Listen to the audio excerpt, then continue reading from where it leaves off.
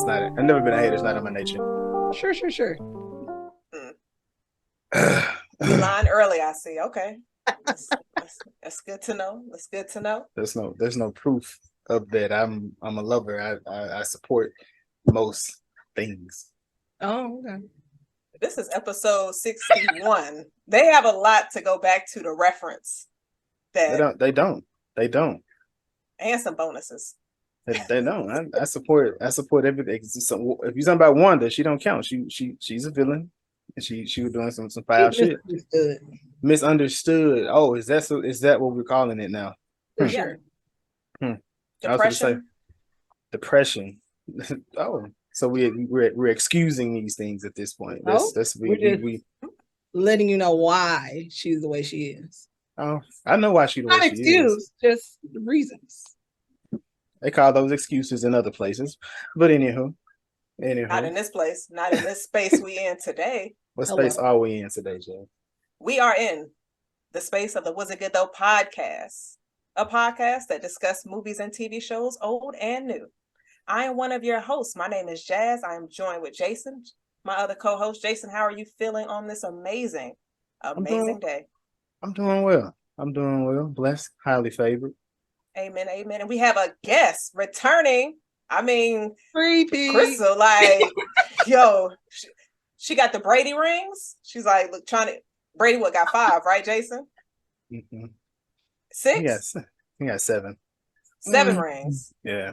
All right, Crystal. You getting there. I'm close. But surely. You closer than everybody else.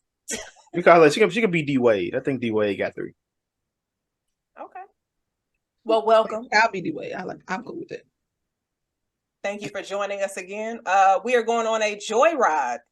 Y'all like how I did that? Yeah, it was set up that way. I like it. I see it. You know, the play on words. Yes, that is right. We are reviewing Joyride.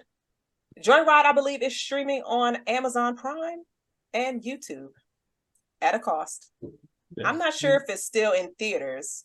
It is. It's in some, not a lot, but here it still is. Okay. It's digital now, though. Well, y'all have options. So if you have not seen this film, we are going to review it, which means we're going to spoil it. I would say pause it, go watch this movie, and come back to hear what we have to say. The conversation is going to go off the rails like some things in this movie. But before you go, please be sure to like, subscribe, rate, review. Yes, Joyride. This is our episode 61. And since this movie is wild as hell, this episode will be, so this is your warning for language. Yeah, we're going to try our best in certain spaces. You know, that's all we can do. But, all right. What? Okay. I was saying I'm not. The gloves are off. The gloves are off for this episode. When he did this, I thought he was doing a Cam Newton, like Superman. It was more of it was closer to Superman. I shout out to Cam, but after that Super Bowl loss, I don't. Are you finished? We're not doing that. Even though football has started, not today. It's not. It wasn't changed. I don't know anything about sports. So we're going. The year is 1998. We have a beautiful family. They just made it to Seattle, Washington. Going to the playground. I too get nervous when I see a room full of white people. How about y'all? I'm getting nervous. My guard go up a little bit. It definitely it most certainly does. It most certainly does. Kind of feeling like Lolo's parents. Lolo's parents, they're out here. They say it look like an episode of Friends. But then they, out of nowhere, a little white family, they come approach them. And they ask them, are they from this space? Are they new around here? Of course, the mom kind of was defensive, as most people are when people ask them a question where they may be in a different mindset. Clearly, and she was like, "Well, I was talking about around here, not the country, and we also speak English, as y'all do." And she was like, "Do y'all happen to be Chinese?" And at that point, I'm just like, "Whoa." So, of course, within this movie, there are a lot of A lot of like jokes, a lot of puns and things that do play with race in here. But this one, I feel like it was set up pretty. I do feel like overall with how they did it, it was set up nice. How did y'all feel as it pertains to those type of jokes in the movie? Okay, if it makes, if it's a good joke and not just a joke to be a joke, I'm with it. So I support it. Yeah. I was like, oh, they getting to it early. Super early. And fast. And I'm not gonna lie, it made me laugh. This entire exchange I thought was hilarious. No, it was. It definitely was. It was definitely hilarious. But we find out that this Caucasian family, they adopted a little Chinese girl. They just wanted her to feel familiar with someone. They go to the park. They begin to have a good fun. And DJ scratch. This young man comes and says some more racist bullshit, but he gets clocked 2 times. Real quick, if you look at my background in the visual, you will see this young man on his ass. He got what he deserved. I do love that it was a white little girl that kicked him in the air. It was freaking hilarious. The punch was good enough for me. Right. But to see his ass get thrown across the player, yes, please, more of that. Matter of fact, let him be up and get knocked down again. I need to get the audio. Fuck them kids as he's getting hit and thrown in the air. So of course, we get a montage and we see these friends developing this best friendship over time, and then we eventually get to they're doing a family roots project. So she's making her family tree. Did y'all ever do this in school? I don't recall ever making like a family tree. I know here recently, when my grandmother passed, I was going through trying to learn that side of the family, just seeing the different levels, because I was fortunate to know a lot of my grandparents, but some of them I hadn't met. But was this something that y'all did in school that y'all can remember anyway? I think so. Have y'all ever done an ancestry test? Anything? No? Outside of my mama, how I'm related to them? No. Okay, I'm just checking. Nah. Just checking. Have you?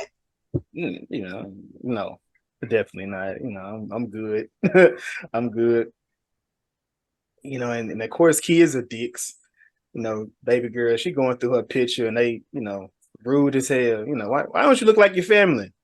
I was adopted. Shit, I'd be mad as hell if my mama gave me up. Bitch, she should have, at that point, she should have threw something in the middle of the classroom. Do you see a common theme with the issue that Audrey keeps going through, the ones that keep coming at her wild? It's little white boys. Yeah. Yeah. The ones that came at her kind of like she was kind of appeased them later on in life to a certain extent. Right. Then of course her friend, per usual, Lolo comes up and she steps up for her. Said, fuck them, you ain't got to prove nothing to them. And of course we see how this fuels Audrey later on down the road. But my question to y'all is, who the fuck are y'all riding for the way Lolo rode for Audrey? Crystal? Oh, for sure, Stephanie. That's my best friend. Really, anybody that I talk to on a regular basis, we ain't gonna be doing too much. I mean, y'all didn't. I'm gonna just throw it out there first. Y'all didn't have to say my name, but I appreciate y'all for saying it first off.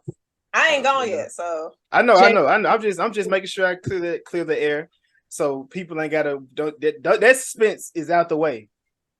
This podcast, the people on here, yeah.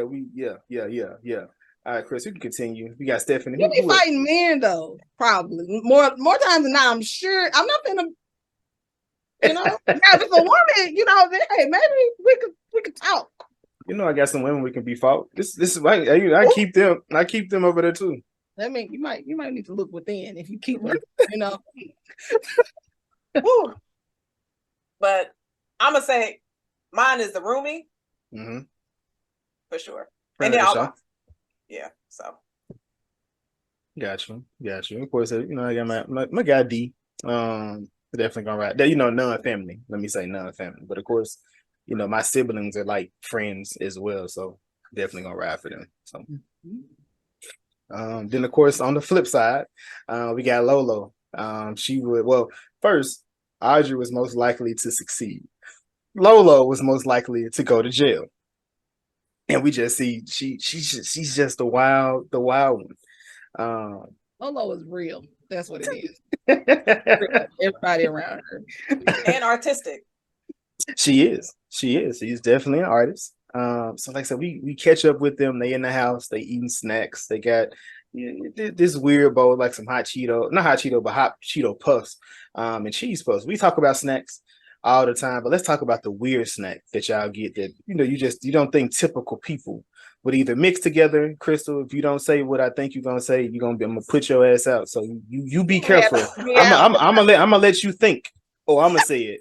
Jazz, what is your weird obsession or snack that you eat that you just not too common, but it's something that you fuck with? So, do y'all know the Girl Scout cookies, like the caramel delights? They used to be the Samoas. Yes. Okay. Yes. Okay. So Walmart has an off-brand version of those. Taste the same. Mm-hmm. I'm not cheap, but that shit is $3 cheaper than what them chicks are selling on the block. And they get round, so that's what I'm saying. So I ain't gotta wait for y'all.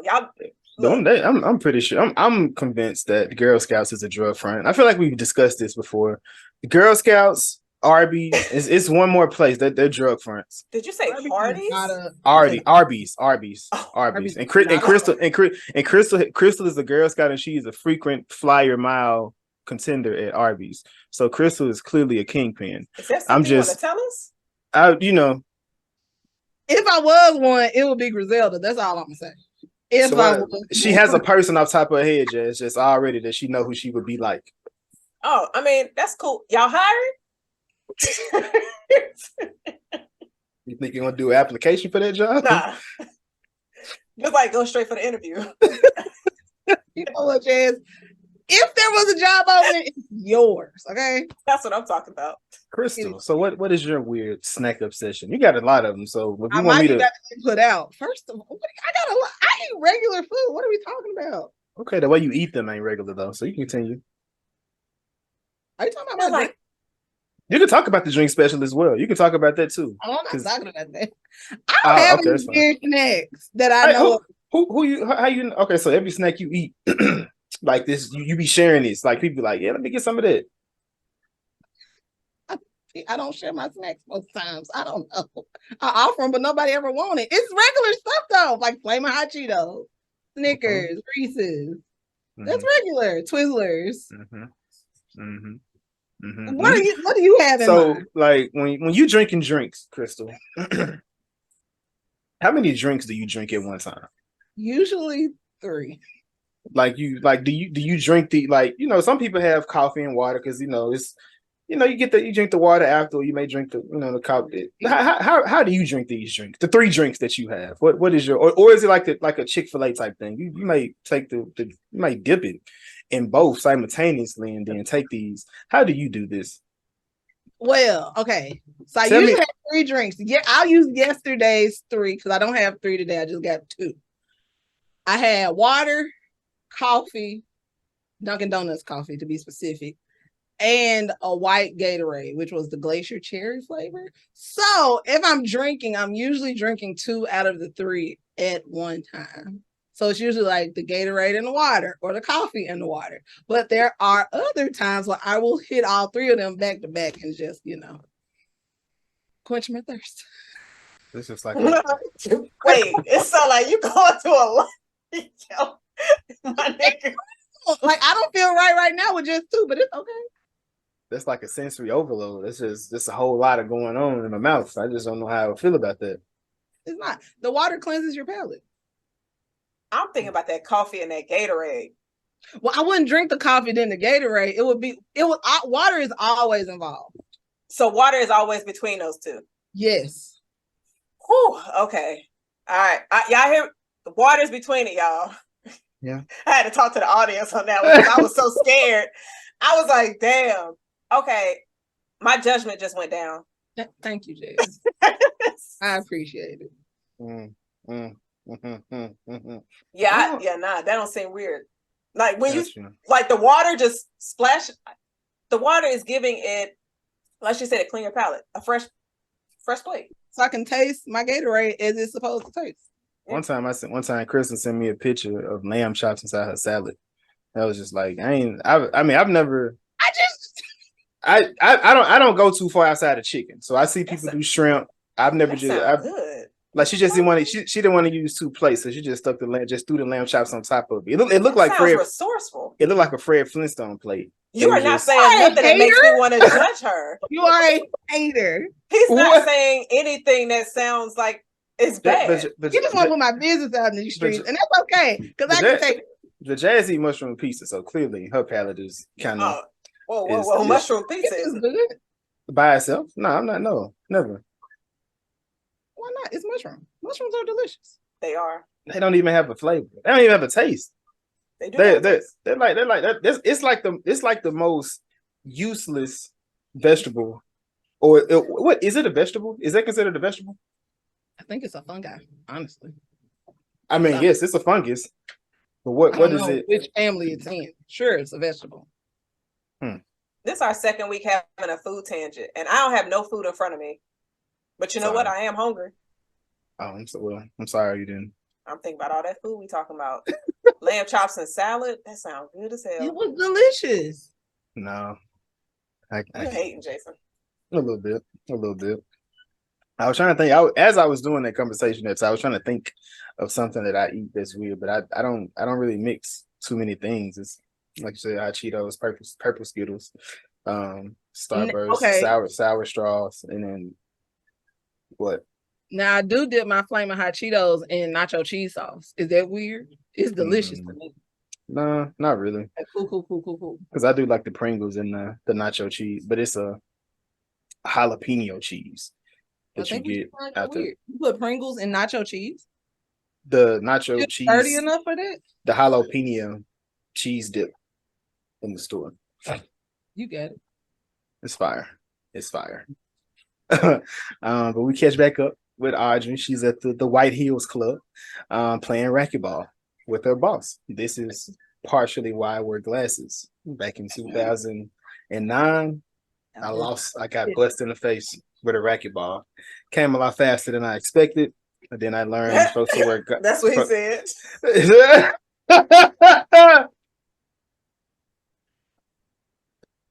Shout out to the WAP. So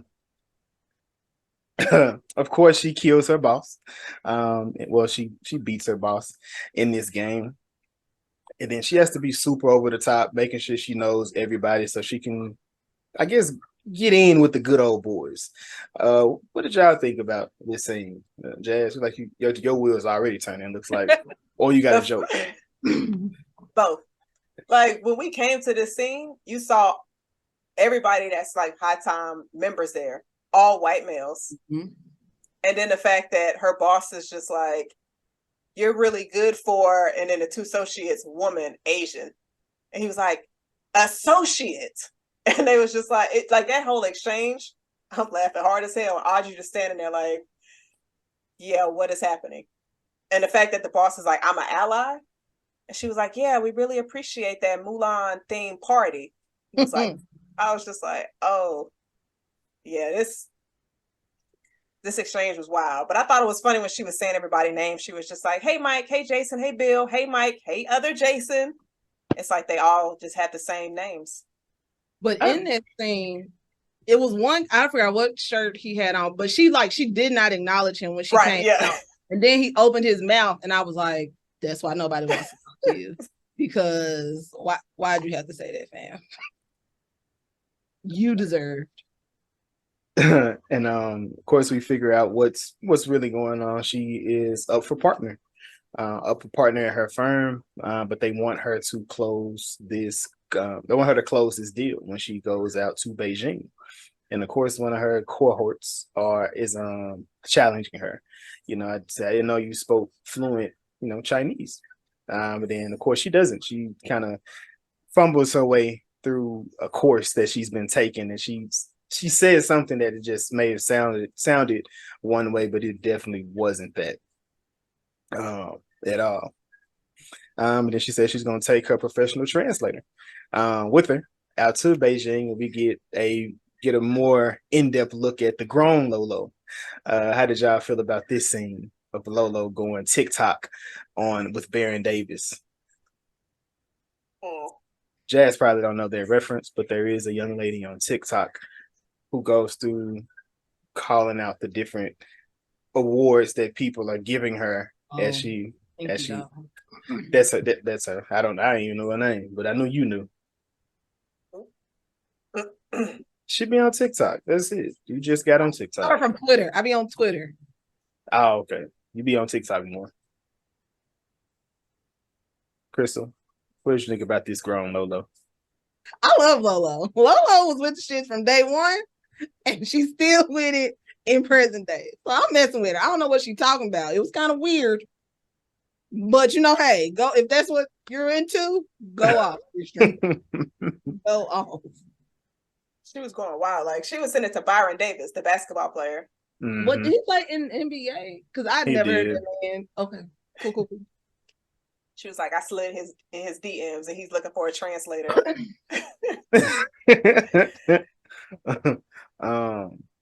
And she, he referred to the friend Cat, which we see later on. See her later down the road, but it seems like there's a little bit of tension between this situation. Now, by chance, do y'all have a best friend that y'all possibly grew up with, and a best friend that y'all gained later in life?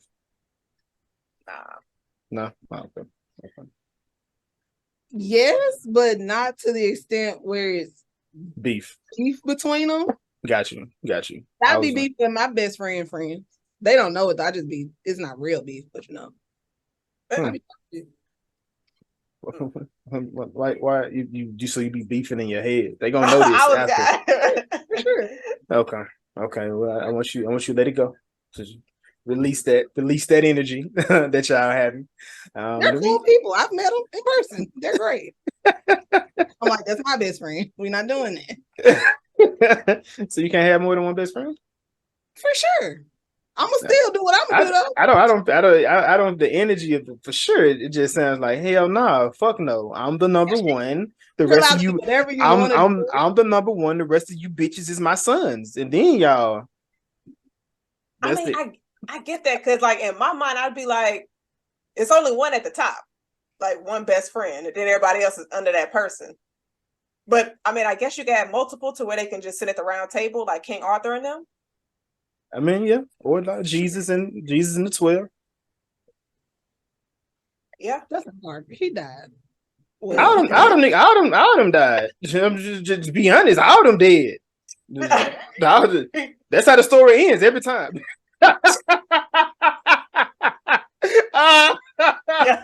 They killed him. We go to the restaurant that Lolo mom is working at, and she's showing off her artwork.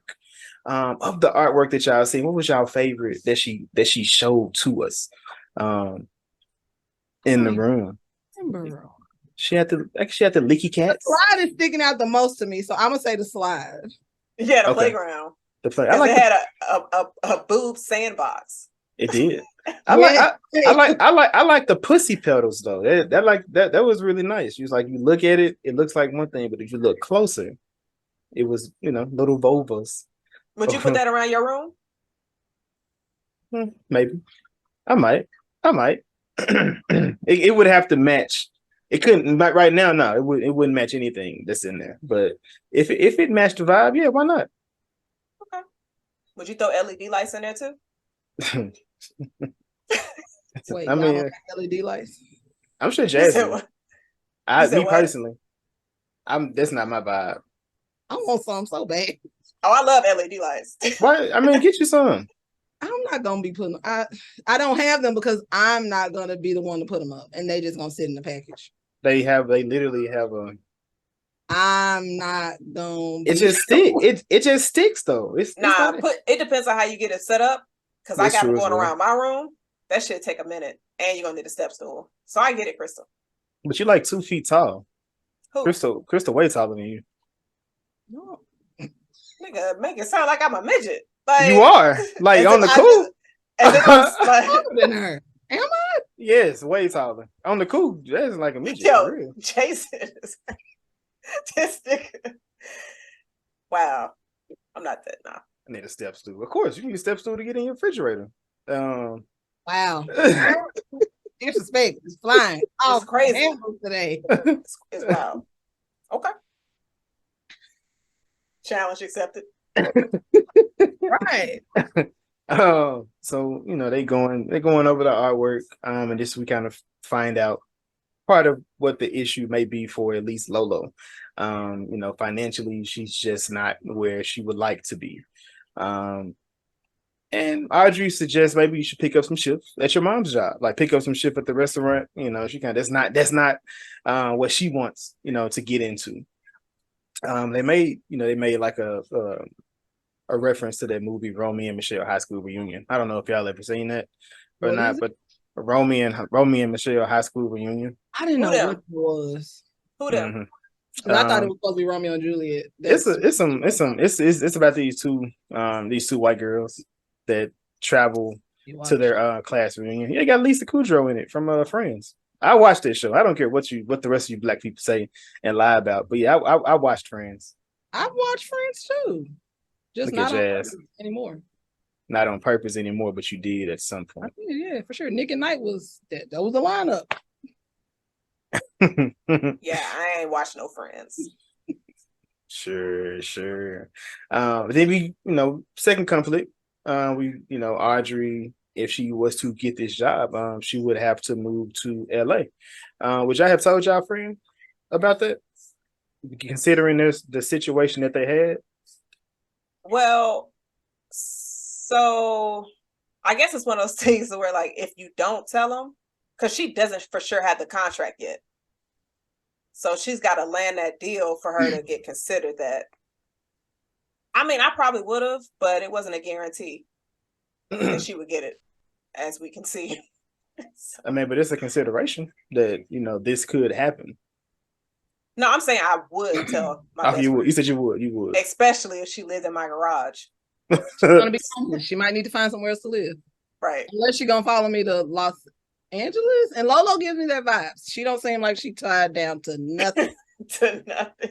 She's not married. She didn't like she was married to anything. I mean, but she was like, when Audrey mentioned, like, I don't want to live here forever, and then Lola was like, why? This is home. Like, why would you want to go anywhere else? She don't have enough. She can't go nowhere to another home. Yeah.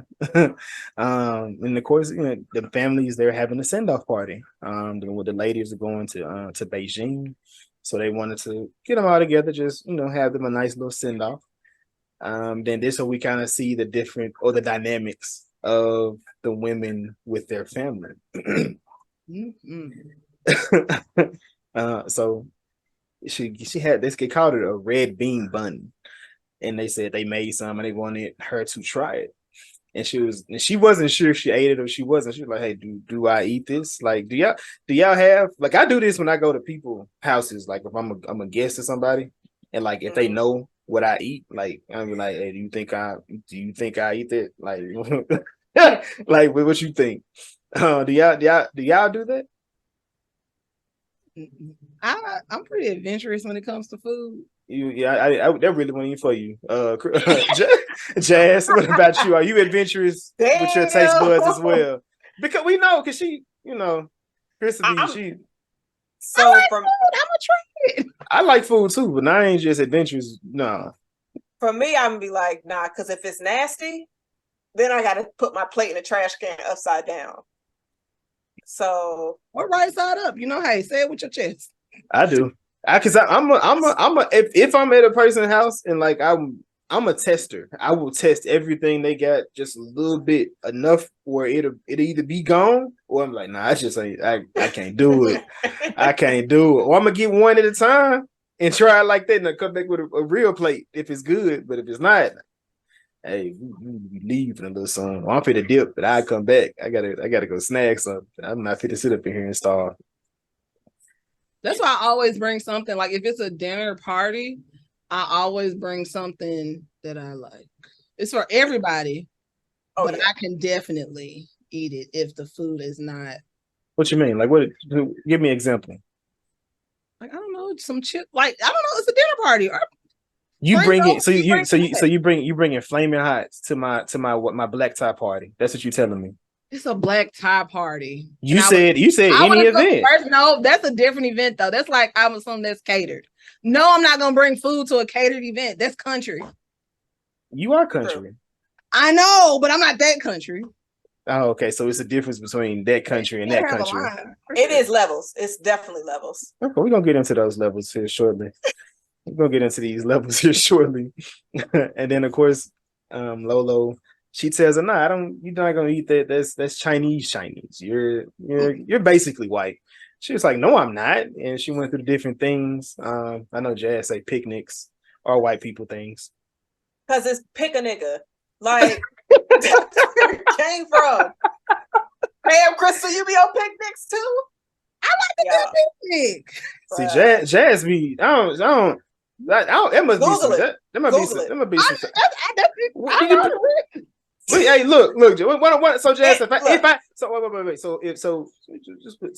if me and Crystal we go out to the park, what are we supposed to call it? And we eat food. We just chilling at the. I didn't light a grill. Look, we got sandwiches and some chips. Jason, I just told you where the origins were. So if you want to keep having your pick a nigga, like that's you, my nigga, like that's on you. But also, I have to need to send you pictures of like I bet you're not gonna want to do it no more. Just to go be like, nah, I don't like picnics no more. Right. Damn, she just fucked up the walk in the park. The whole you just fucked up the whole like I thought it was, you know what I'm saying? But also is it just pause just for a moment. We have some people that's not really familiar with the nigga word. And I'm just gonna tell you right now, my nigga, we use it. I use it. Oh, yeah. Crystal, what about you, my nigga? I know I use it. Like I'm finna use it. So like, like I said, there's different levels to different things, and yes, full here. Like that's you say nigga? Yeah, she literally. That's why we stopped because she was saying. You did say nigga. Oh, you're right. So again, if the word makes you cringe or makes you, feel away, I do apologize, my nigga. Back to the movie.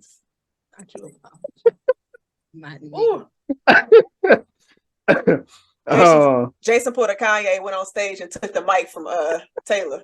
Yo, by the way, T Swift. And of course, they going through the family pictures. And she has there's a picture of her mom. I don't know if she did y'all think like she kind of kept this low, or did she like do y'all think she even seen it before? Audrey definitely seen that picture. She just didn't turn on the back because she didn't understand the language.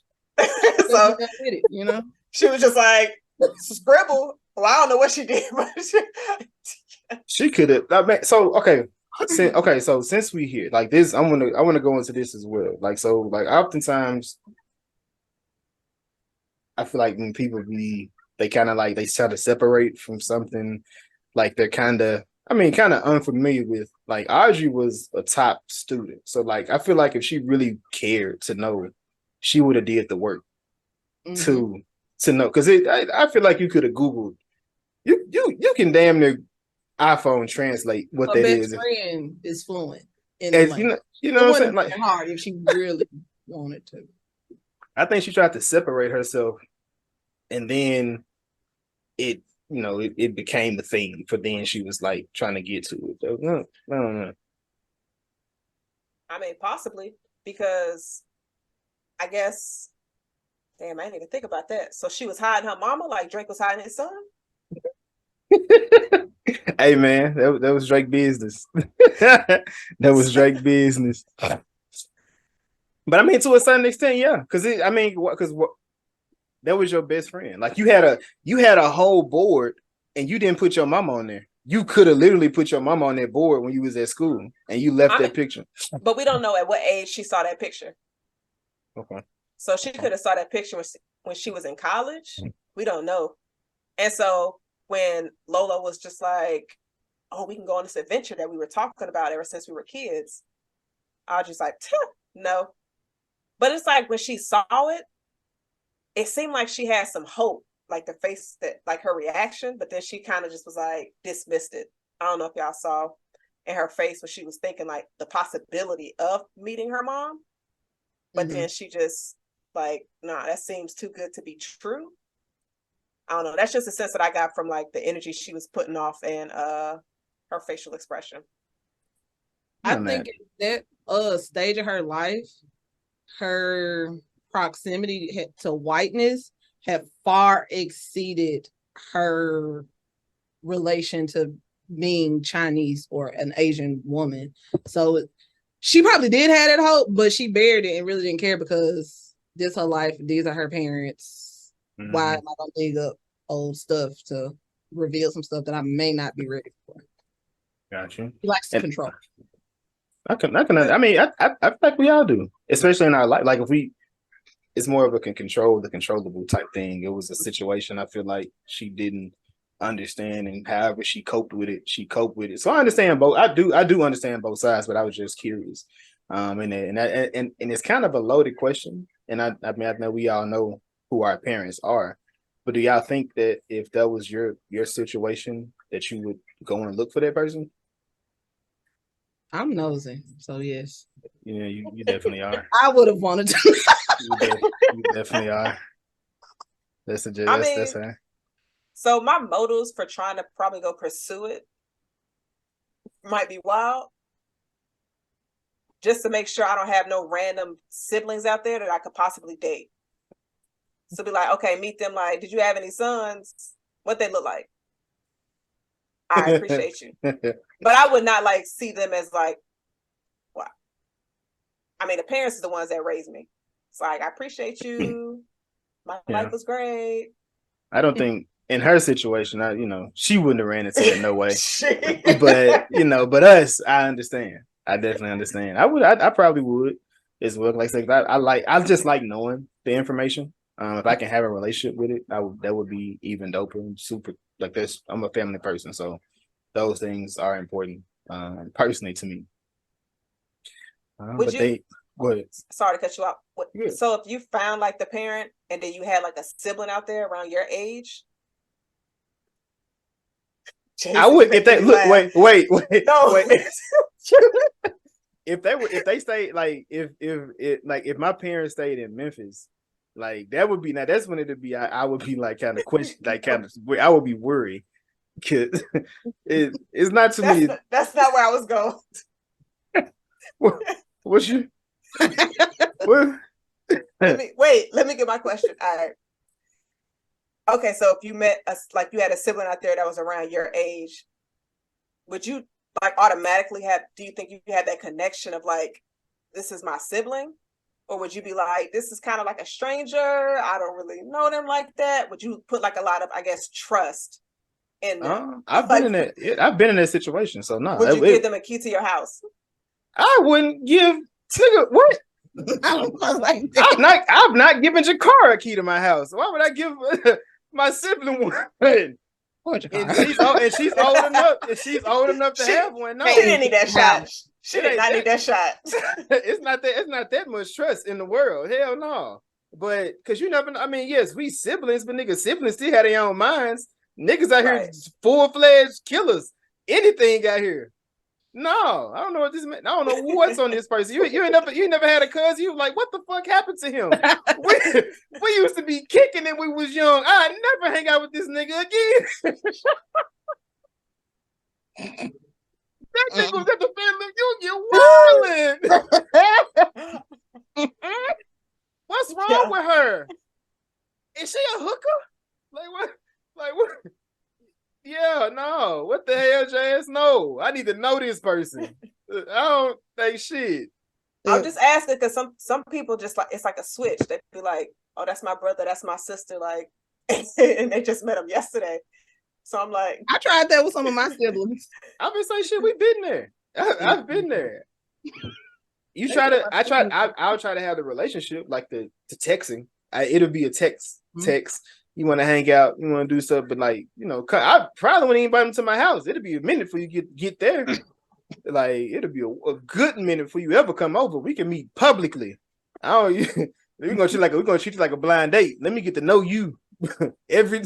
I'm getting to know you out here. Nah. I'm not giving him a key. Hell the fuck no. Hell the fuck no. So they came ready to head to Beijing. Can I ask a quick question? Go ahead.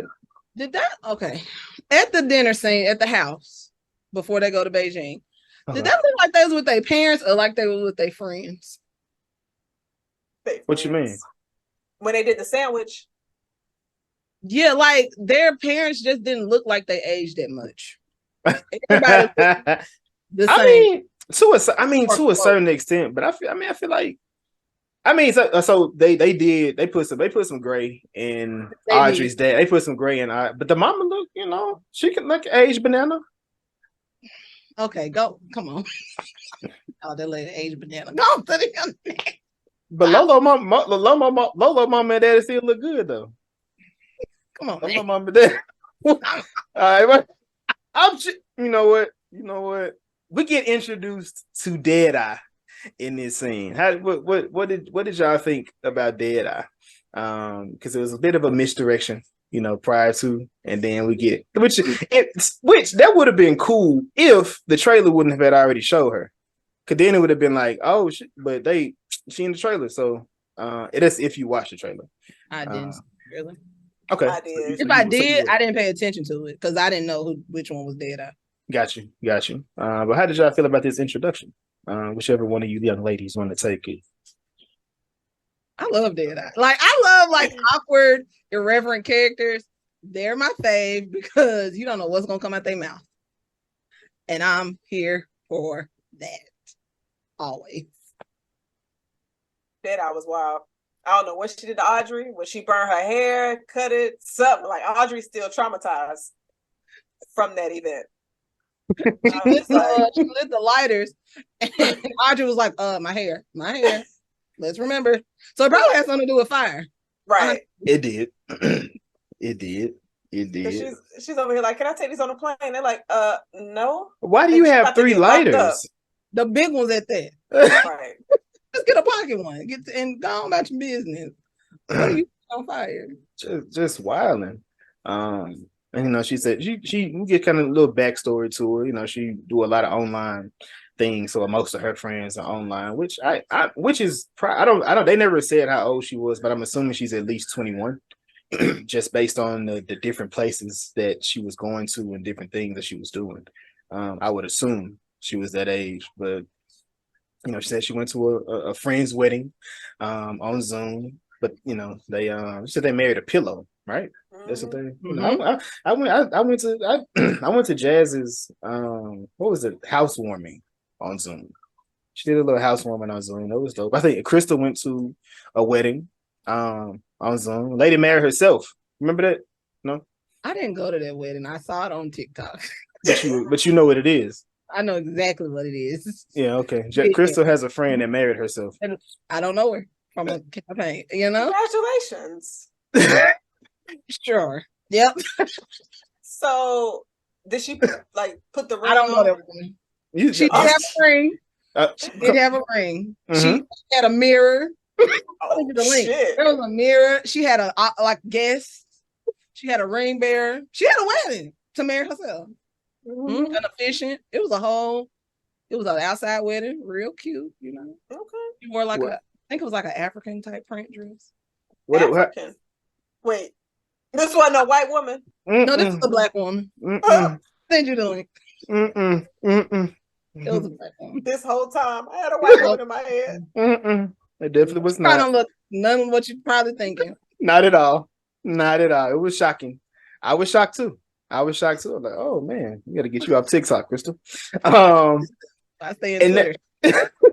And they put this map up. Like, they put this map. It shows China, Beijing, South Korea, Japan. Now looking at the map in the beginning, it just felt like it was just showing, typically show a road map of the different places you're going. But I do feel like this was an Easter egg to what was going to come, as far as the discovery we find out about Audrey later on in the actual story. Audrey, of course, she hadn't been in China since she was a kid. So she started to feel like home. So before I get into this, do either of y'all want to go to Africa? What about you, Kristen? I want to. I don't know if I'll ever make that leap, but I do want to. Why wouldn't you make that leap? It's okay. It's okay. It's okay. It's okay. I personally, that's not on my journey list of things to do. That's just not on my list of things. And we kind of hear Audrey, and she was just saying she wondered how it would be if she was from this and just everybody looking like her. And then this is where Lolo said, although you here, you may look like people, but they know you're not from here when you look at it. So it made me question, like, I know where I'm from back in Memphis. I can tell when a person is or is not from Memphis. Just when you're there, it's just there's a way that we carry ourselves. Jazz, when you're in Charlotte, because y'all look different over there. So can you identify somebody that is from there or not? Just by looking at them? No. No, not. Nah. What about you, Kristen? When you were in Memphis, can you identify people? Talking is cheating. It is. It depends on what they're doing. Sometimes yes, other times no. But I've had people tell me that I wasn't from Memphis. Jason did that on the pod. I'm not even talking about. I'm not even talking about this one. But like people I've worked with is like, Crystal, you're not from Memphis. Okay, sure. I'm not gonna argue with you about that because I knew where I'm from. But okay. So, Lolo begins to point out the different regions that people are from. She sees a gentleman from Hong Kong. She points out he got the Bluetooth in. He got the guy from the people from Shanghai. She said because they look bougie. She got the Taiwanese people. They kind of weird. And then again, this is another Easter egg after I went back and watched it. And it said, Audrey was like, and what are those? First off, that was wild. That was a wild statement. That was a wild statement to say about people. First off. Wait, what are those? I had to do it. I had to. Yo. Like that's a wild statement to, what I'm saying, like to just say that out loud. And she was like, wait, relax. They are Korean. Like you trying to get canceled around here? And she said you can tell because they all look alike. And again, that was the Easter egg as well, because when they make it to the family's house, the granddad said that he was like, they typically all these people they look because of their heads. However their head shape. I'm assuming that's a way that they can identify. He said they got a round head. And I remember when I was in high school, there was this guy. He said he can identify different people from different Asian backgrounds. I didn't know how he could do that, but I was like, well, whatever trick you got going on, you might want to keep that to yourself. It might have been alien. You scroll? You think you scroll? Hey, they've been here, Jason. They didn't just get here. We see the K-pop. We see the little K-pop group, Howdy Fun. I looked them up. They're not real. I'm glad to hear that because I did not like the name of that group. Howdy Fun? You didn't like that? No. Do you like BTS? I don't know their music, but I like the name way better than Howdy Fun.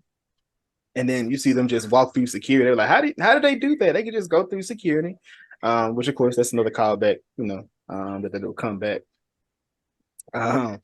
And they get ready to go meet up with Kat.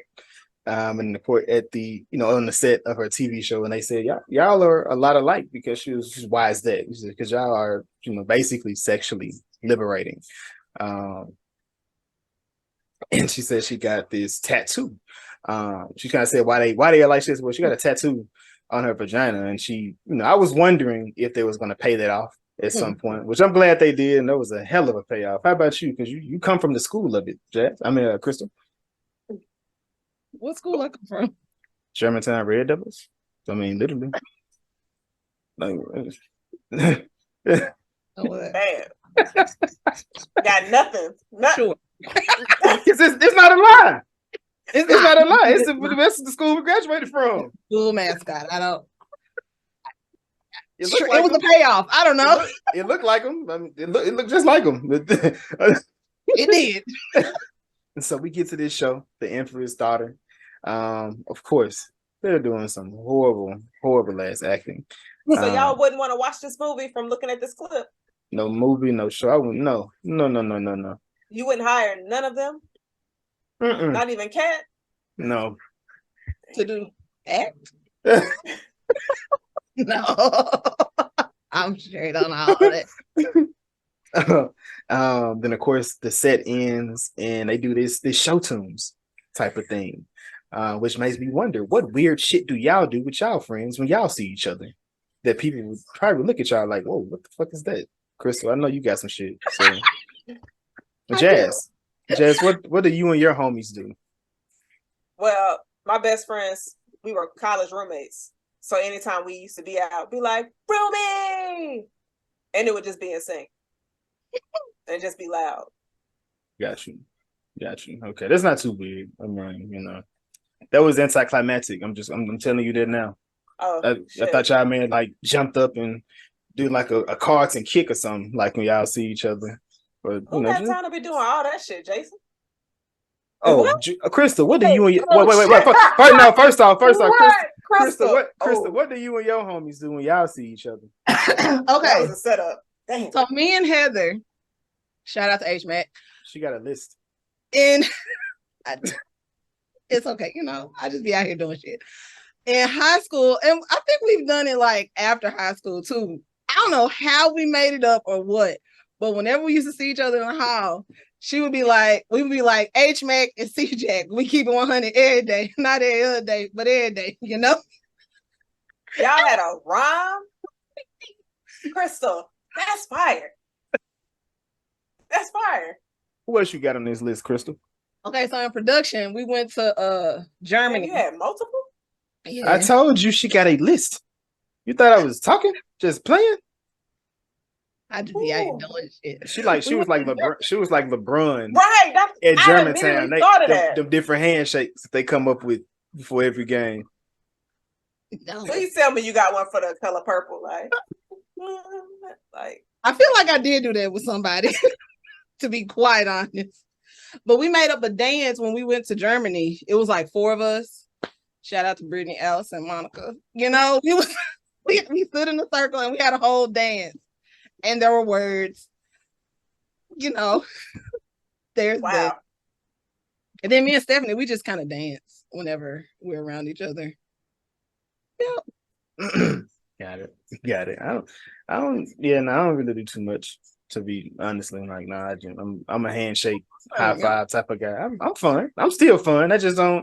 I've never a little razzle dazzle. Synchronicity, sync up with somebody in a moment of so. Nah, I've never done that. That's just it's okay. So then we get introduced to Kat. And we get introduced to Kat's fiance. Of course, all the women, feel as if this man is the next best thing. Looking at him, but then we find out early problem with Kat is she is keeping secrets. She's keeping her past to herself. You guys getting engaged without test driving that man's face? That was so specific. What? I could have said dick. I mean, I chose face. I thought he was just gonna say test drive that man to where both. Period. We understood. Isn't we? I didn't say get an all answer that yet. to say no. Okay. No. Okay. I'm.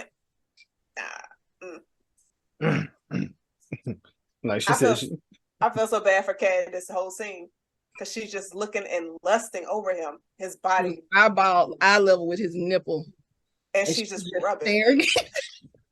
She's just looking at this man that's hers that she ain't even got yet. Like, and she's just like, oh, she plays the angel because, you know, God brought her to him. And Kat is just, she's an angel now. And the girls is like, oh, wait a minute, bitch. What y'all talking about? Right. Lolo wasn't going for all that. She was like, but what about the Eiffel Tower? Yeah.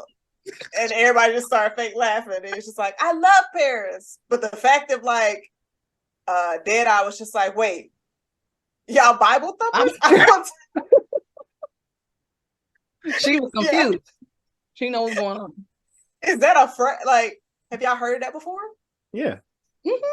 I be you know, Jazz, and you know, we gotta do some deliverance for my sister Jazz over here. You know, when it comes, we start getting to them references over there. Jazz be like, "What the fuck does that mean?" Right, yeah, Bible. Yeah, that's the kind of people that always talk about the Bible in the Bible. see, Crystal know that reference. Where they come from, Jazz? What? In the Bible. I think I know the reference. I hope I feel like I should. What do you think, Crystal? Tyler Perry? It's in the Tyler Perry play. It is in the play, but it comes from T.D. Jakes. Oh, I don't watch him. You know, we would have been here all day. I definitely was not going to sit with a Bible joke for Jazz. I would never sit. I don't even tell Bible jokes to Jazz. I will be damned if I ever. Wait a minute. I love you, but I'm not doing that. God dang. So, question. I mean, you know, a little while. Would y'all get Eiffel Tower?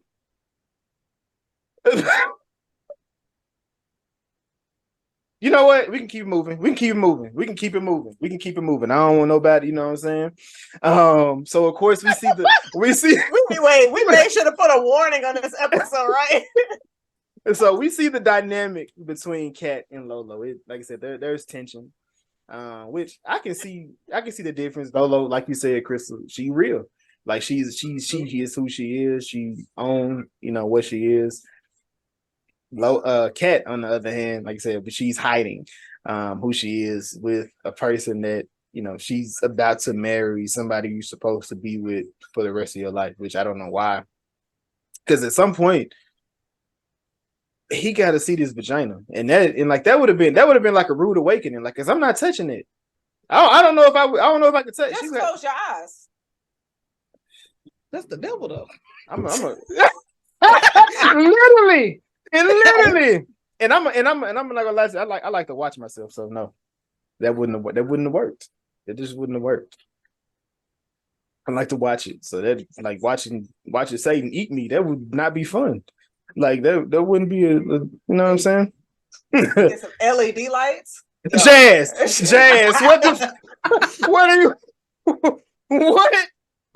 Some LED light that ain't gonna fix this problem.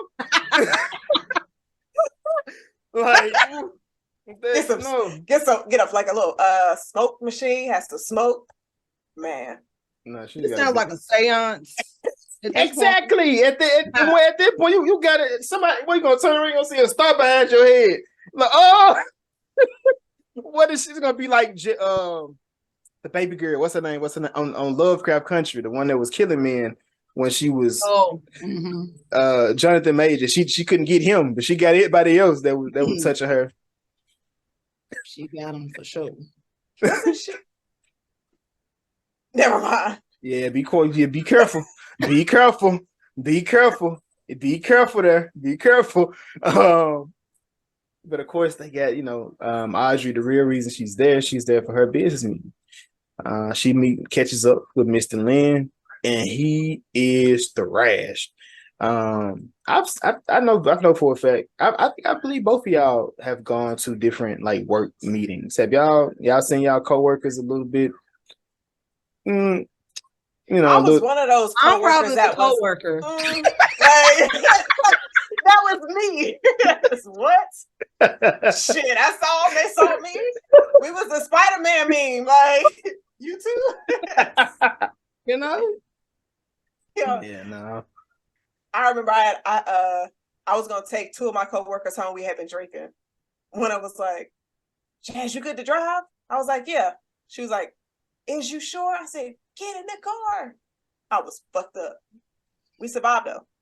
I'm glad to see you here today, man. I'm glad to see you here today. I allowed my cousin Gerald to do that. I'd never do that shit again. Ever in life. Ever.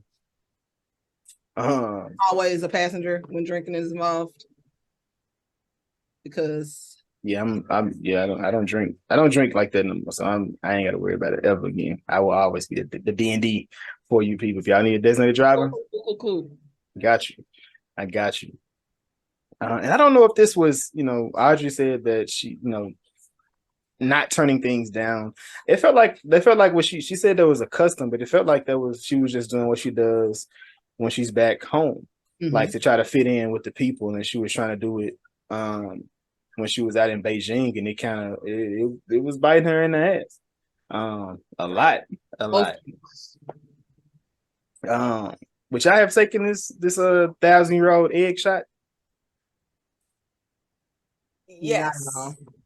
She Wait. She let it sit in her mouth. Yeah, she was sitting on it too long. She started chewing. Krista, you said you'll try stuff though.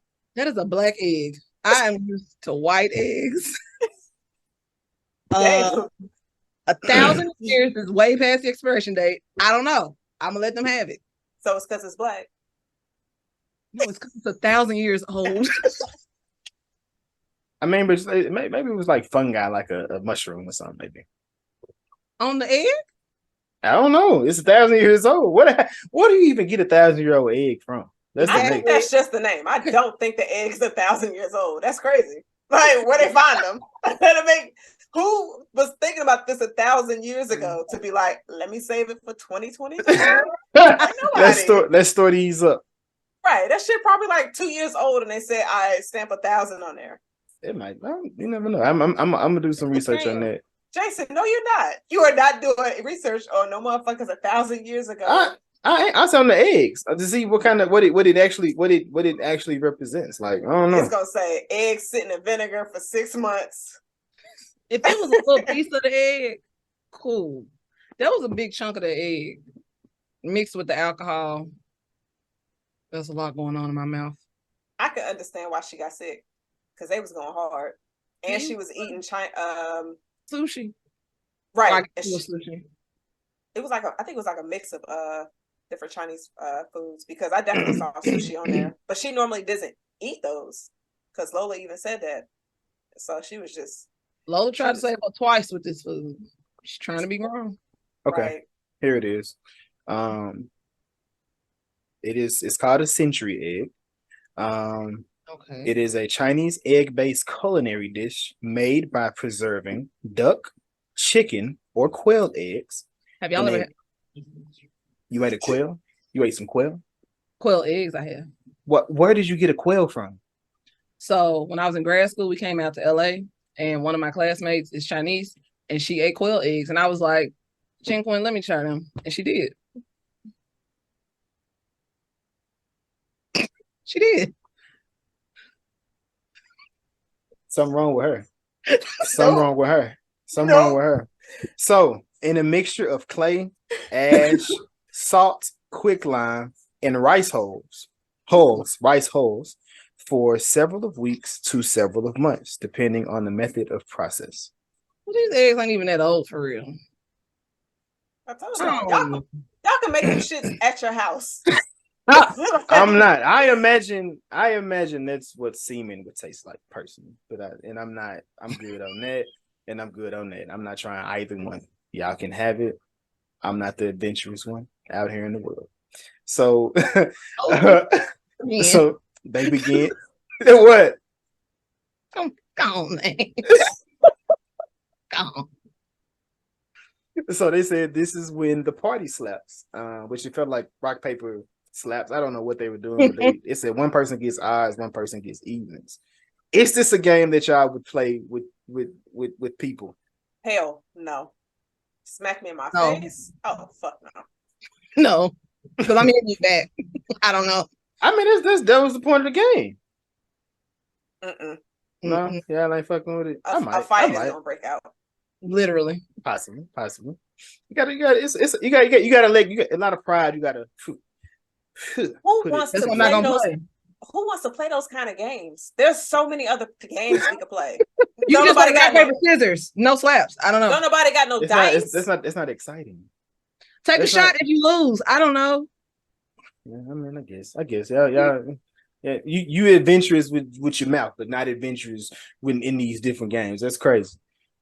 Look at Jazz. Get your mind out the gutter, man. So Lolo and Cat, they play first, and I guess they get all their aggression out because they were just slapping the shit out of each other.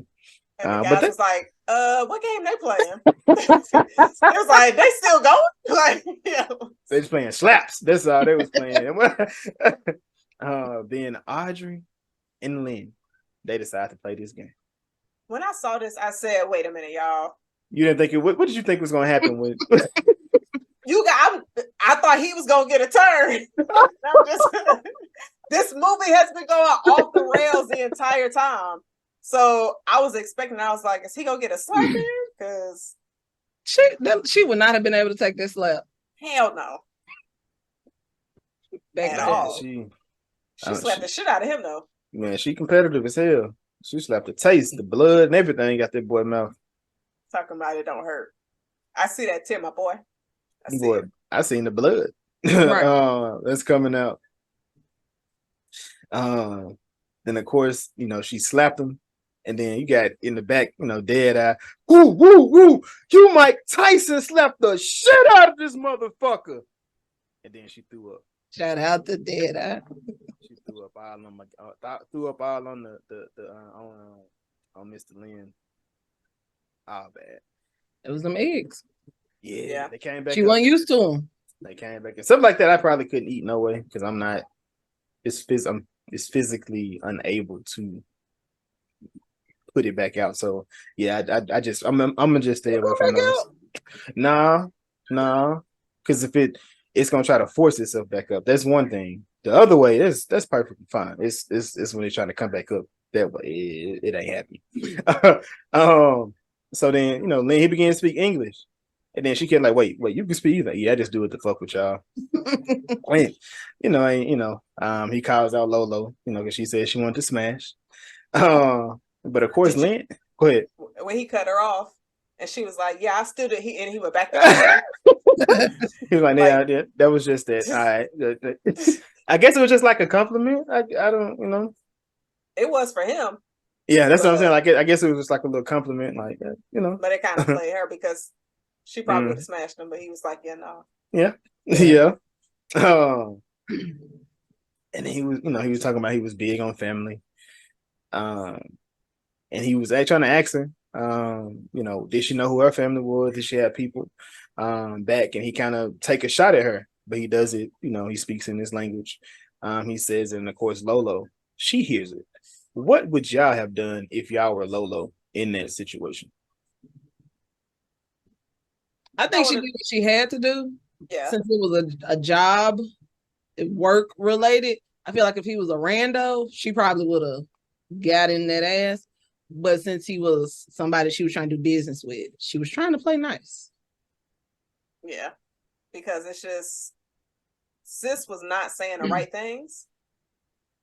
And Lynn was about to be out of here. So, and she knew how important that was. And every time they had a conversation, it just always seemed like Lolo would be like, I got you. Mm-hmm. So, which, I mean, I understand it catching Audrey off guard, but sis, it's kind of like a win-win, kind of, sort of. You meet your mama, you get this job. I was curious how it was going to be like her showing up, be like, hey, nice to meet you. Can you go with me to this party tonight? Like if a kid rode up on y'all front door, was like, hey, you gave me up, but we'll talk about that later. Can you go with me to this party? Would y'all go? So, hey Chaz, you good over there? Cause you keep what's up with you and trusting randoms?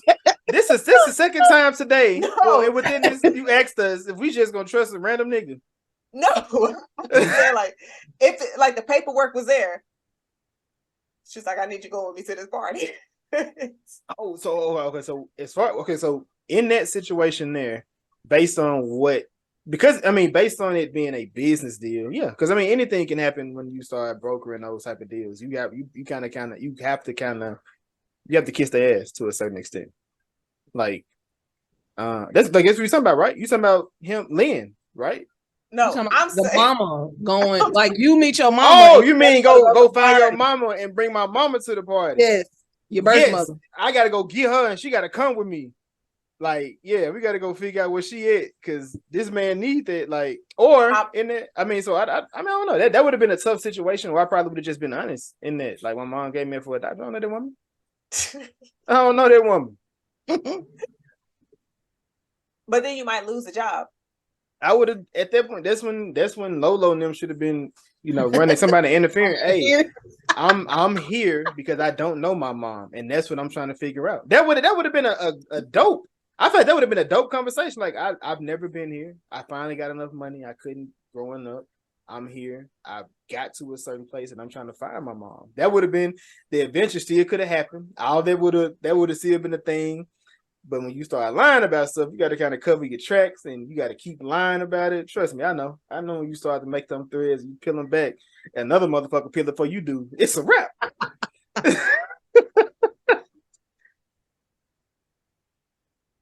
was about to ask a question, but I forgot what it was. My bad. I didn't mean to take your train of thought. Nah, you good. Got you. As she begins to talk back to Lynn, she throws up on dead eye. But after the first time she threw up, then I was like, can I get you anything? Can I get you some ginger ale? I got that ginger ale. I got that note.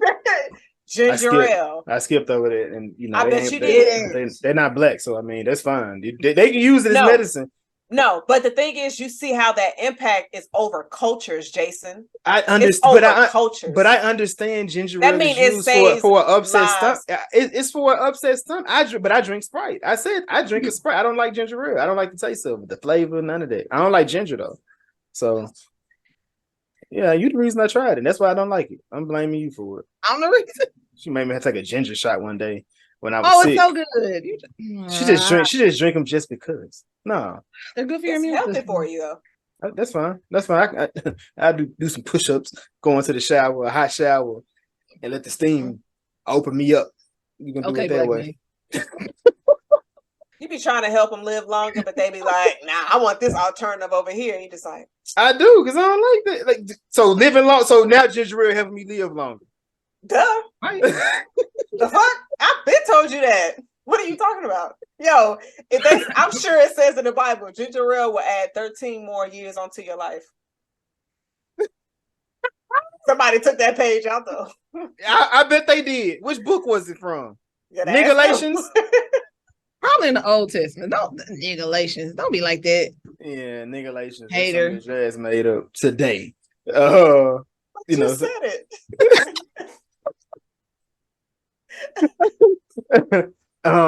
So they outside the bar, they kind of get mad at Audrey got mad at Lolo for her putting that information out there, and Lolo like, bro, you was bumming, and like dude was talking crazy about you, and you don't even know, and like we had nothing to do with that. We talked, and the crazy thing is, she said, you don't need to take everything that they give to you. Like stop, like you need to slow it down, and she just kept on going. But Lolo being Lolo.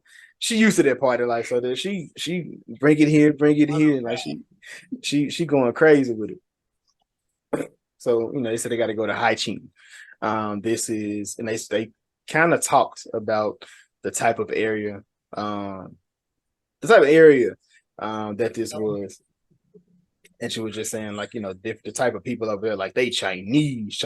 Like when you get over there.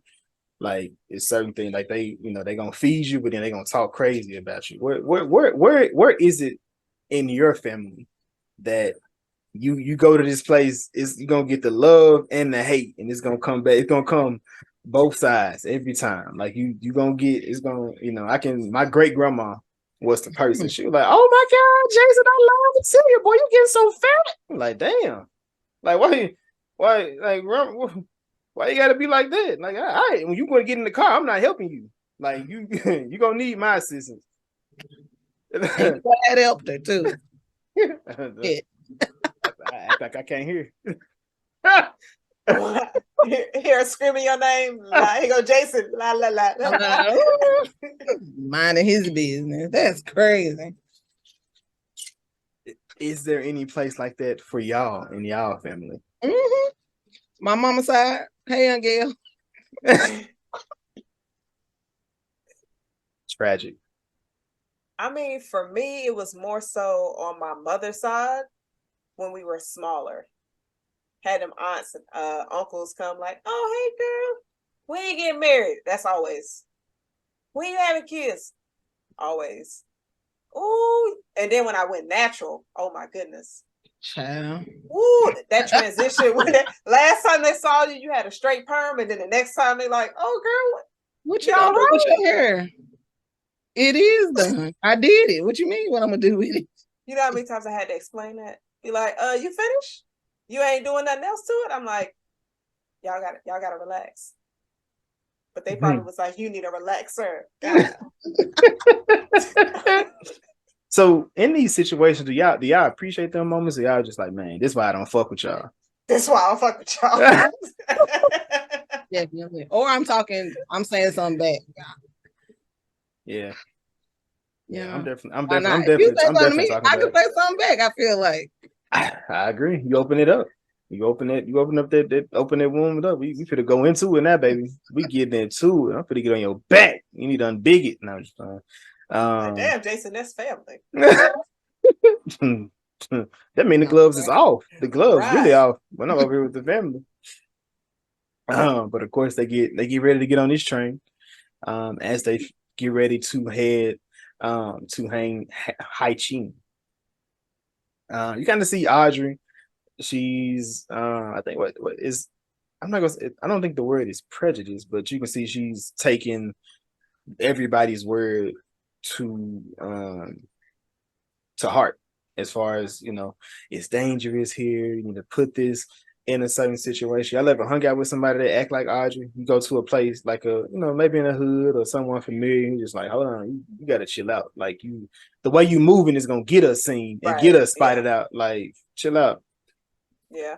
I ain't never took none of my friends to no situations where they gonna be questioning everything, because I ain't got time. It's like, look, I ain't got no answers at all. So just don't ask no questions. Here we go.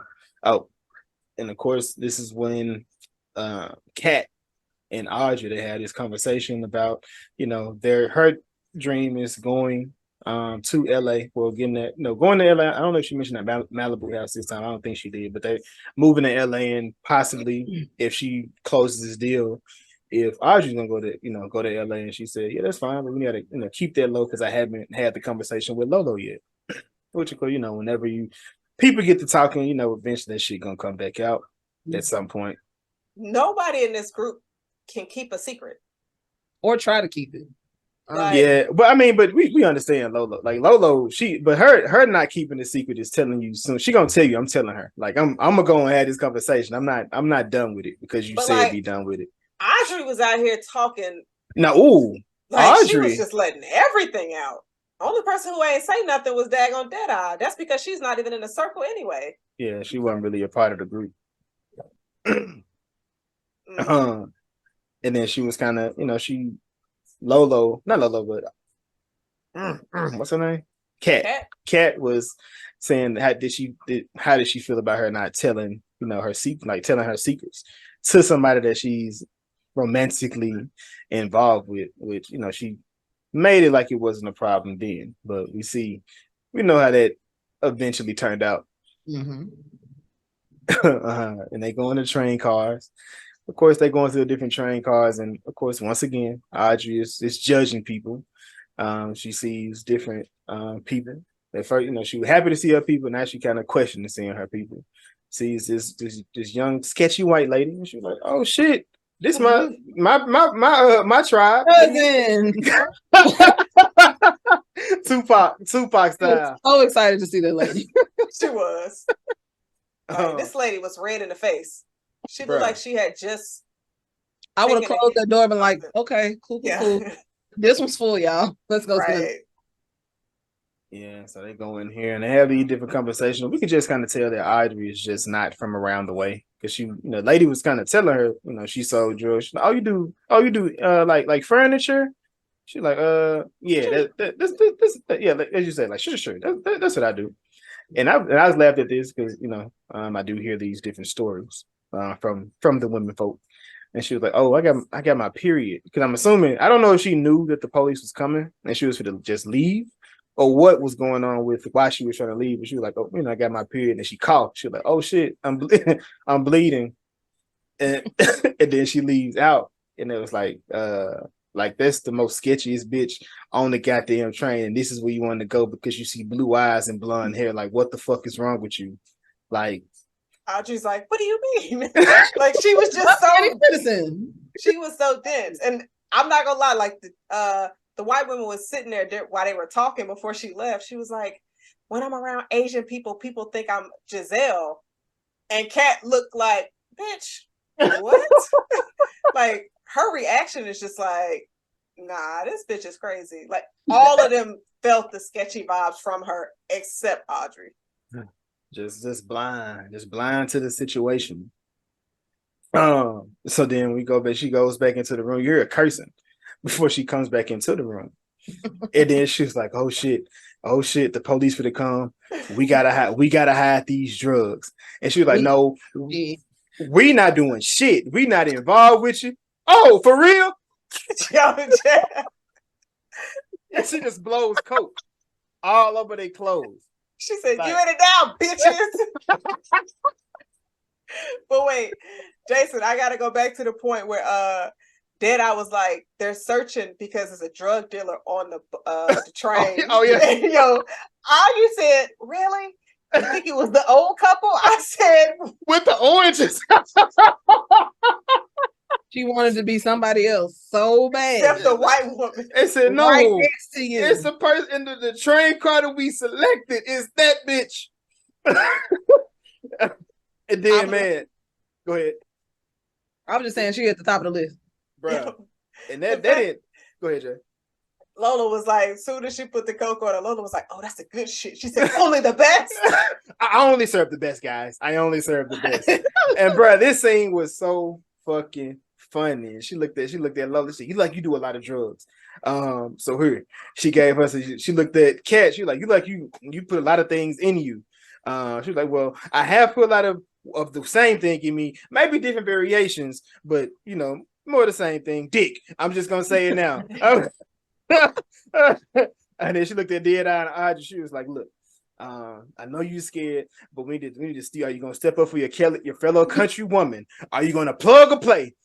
And man, when Deadeye picked the condom up with the drugs in it, she like, I don't want to have, and then she was just screaming and she was looking at it, bro. I was in tears. I was panicking. Audrey was like, all right, game plan. And so they go through this whole thing, and I'm sitting here like, so this white bitch ain't holding nothing. It's just nothing. I'm like, wait, why was she just looking at y'all hide her drugs? And she had a lot. She must have just read up like.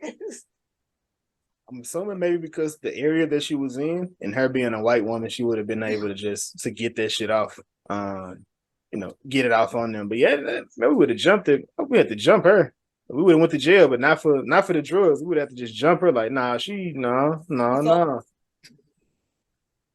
But I guess it's one of them situations where if one person say y'all together, they kind of blame the whole group. And logically, they were all high by this time. So it's not like they did a lot of drugs. A lot. Man, ain't no way. And of course the cops come in. And Audrey begins speaking, which I would have been like, yeah, this bitch on drugs right now. Like nothing she said was believable at any point. Like, it was just like, what? But then of course Giselle snitched on them. She pulled a Karen. But Quick. she most definitely did. And they get kicked off the train, and she keep the bag. Yeah, she would have thrown off my suitcase. I don't know what to tell her. I couldn't believe that. I could not believe Run that. me that now, ma'am. But what's her name? Cat, nope.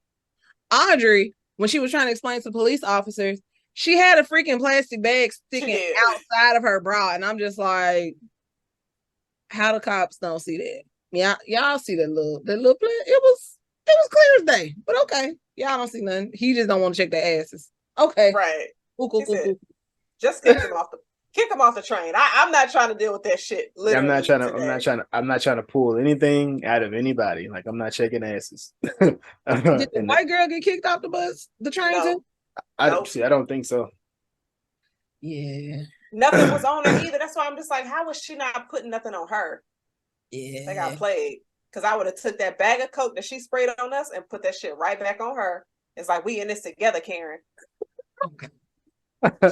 So, this scene here was like, I do feel like that was the funniest scene to me. My favorite scene of the movie. And I was gonna ask y'all, what is y'all favorite ensemble movie? Not ensemble movie, but a moment from an ensemble movie. And if y'all need an example, I can definitely give them. Like Hangover, Girls Trip. You got Bridesmaids as well. I think they ate laxatives or something because they was pooping like crazy. They ate some bad food at a Mexican restaurant and then they got poisoned. Yeah, that's it. Because they was going crazy with the going to the restaurant. I'm gonna pick. Does it have to be to that extent, or can it just be like a crazy scene? Just a crazy scene. Just whatever you feel it's crazy. Why did I get married? The dinner scene. When dang it, Tasha, was that her name? She was telling everybody business. Then Mike tried to tell her business. She was like, I got shot 2 days ago. I was just waiting on you to say something. Boom. Then he choked the shit out of her. I was out of here. Out of here because what? I got some more, but I'll let Jasmine if she got here. She's still go ahead. I'm still thinking. Cool. Pitch Perfect. There were 2 scenes in Pitch Perfect. I knew you was gonna say that. No, you didn't, man. On my mama, I did. On my mama, I was gonna say that was gonna be one of my examples. So there's a throw up scene where the leader, she's like, I can let go. I don't have to always be in charge. So then she like projectile vomits. And so everybody starts losing their shit. They start fighting with each other. The Asian girl, she's like laying in the throw up, making a puke angel. It's a whole mess. Disgusting. And then I think it's earlier, they were leaving a competition. And so there was some like old head acapella people singing. And they like faced off. It was the Bumpers group and old heads. They started fighting. The guy was like, stick the trophy up my ass. I gotta feel something. And then they started fighting. And then Fat Amy ran off talking about some she's vertical running. I'm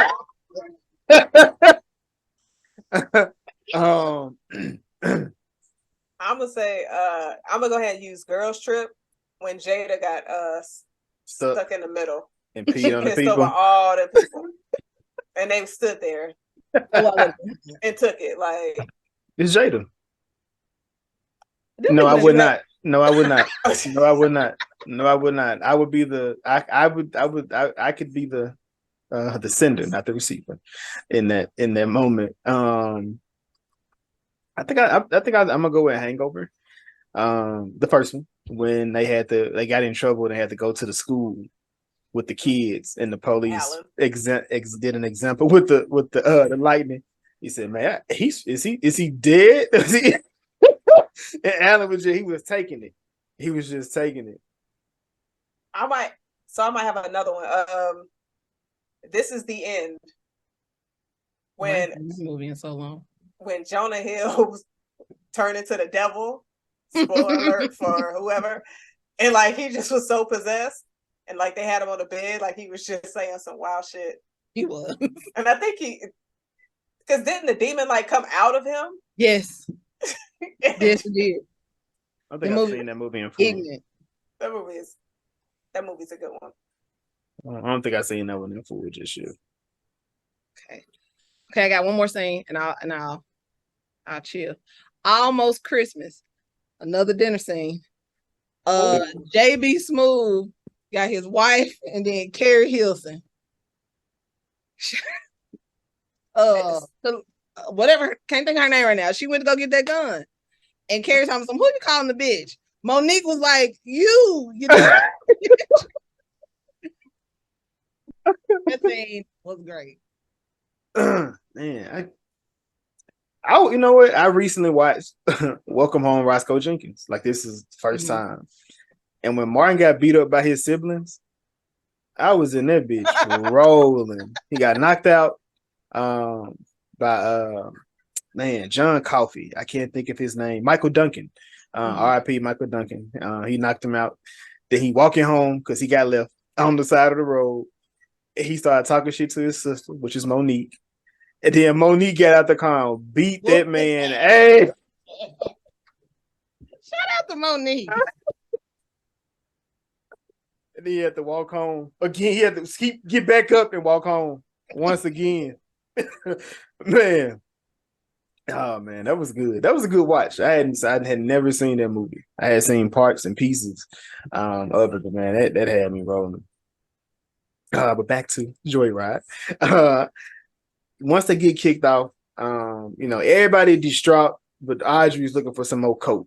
Like she at that point she was good. She needed that, and I was tripping because it kind of made me think of Always Sunny in Philadelphia. That like the twins on there, they got addicted. They got addicted to crack, however, and then they tried to get on welfare so they can get money to go pay for crack, like that. Oh, whoa! I hope they're okay. I mean, you know that show wild. The show was wild, but yeah, that's what it made me feel think about. Then of course, the stuffer, which was Kat. She's trying to pull all the drugs out of her, and she was like, "It's I think it was it. I think there was I got all 7. It may have been 8, but I think it was just 7." And she said, pull it. She said, push, pull. I mean, twist it. She's like, bitch, I'm not a puppet.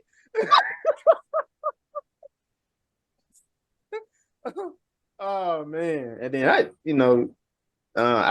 when I bit that little, I don't know what the hell that was. Oh, that catskill thing? Is that what it's Is that what it's called? I don't know what it was called. I feel like wasn't it like a challenge where people were actually biting into them until get them to explode, and then just fuck up your whole shit? Does it do something to you or no? Because it kind of like expands, I think. So with you biting into it, imagine some shit like expanding in your mouth. Like yeah, I'm not okay with that. But instead of something, I'm sure some people like. Yeah, I know for a fact. I ain't even think about. I don't even think about that too much. What am I talking about? That's fine. You will catch up when I get to talking. So yeah. But yeah, of course, they got kicked off the train.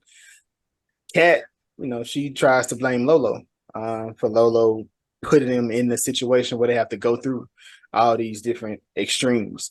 However, Lolo was like, nah, don't blame me for that. This is Audrey because she was being racist. And they, go through this montage, which better if you go to our, YouTube page, TikTok page, there's a video we put together of this, which of course we had a lot of people that came up and it was like, it's not even racist. Bitch, it's a joke. That's what it was. Like, get the fuck out of here. Like, blame the movie. We didn't do it. We just put this shit together. Damn. But then it was, Dead Eye. Of course, she on her drug. She was like, I see some people coming. And she was like, nah, you probably hallucinating. She was like, I mean, maybe, because I do see a giraffe peeling his spots. And then she, out of nowhere, she ducked, and they ducked with her. She was like, but then, is that a bus? And of course, the bus pulled up. It's Baron Davis and his basketball homies. So, at this point, they get picked up. I'm assuming they went back to their hotel, wherever they were staying at. And they all go their, I guess, their separate ways. And Lolo, he said, I'm a Jaws Baron, and she opens her mouth, and it opens up pretty wide. It opens up pretty wide. And she was like, it When you says, saw her mouth, Jason, was you like, okay, that's a good length? no, no. I mean, that's not a turn on. Like there's no. Did you just try to do it just now? I opened my mouth a little bit. No, it wasn't a little bit. It was a little bit. It was a little bit. I mean, it was a When little you bit. watch it It was a back, little you'll bit. see. I'm definitely gonna watch it. She might never see it. She may never see it. Oh, you taking stuff out? Oh my God! Nothing is real. It's the aliens. You may never see it. Then she said, but if you cover the teeth, my mouth get small. I just like to say, shout out to the magicians out there, because I don't know, what the difference comes in there, but I what I'm saying, it's some work. So it's some work going on out there. If a woman took her whole grill off, all her teeth, and was like, let's go. Run that. Oh. Run that. Run that. All she can't just take some teeth out. You gotta no, be it's like a whole thing. Okay, yeah. I'm saying she can't just be like it pop out the top the whole. Nah, she like applesauce. What is the whole saying? Something applesauce. Damn. All right. Yeah, I ain't never heard that.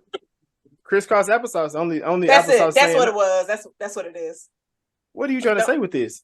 Because people that ain't got no teeth, they eat soft stuff like applesauce, mashed potatoes.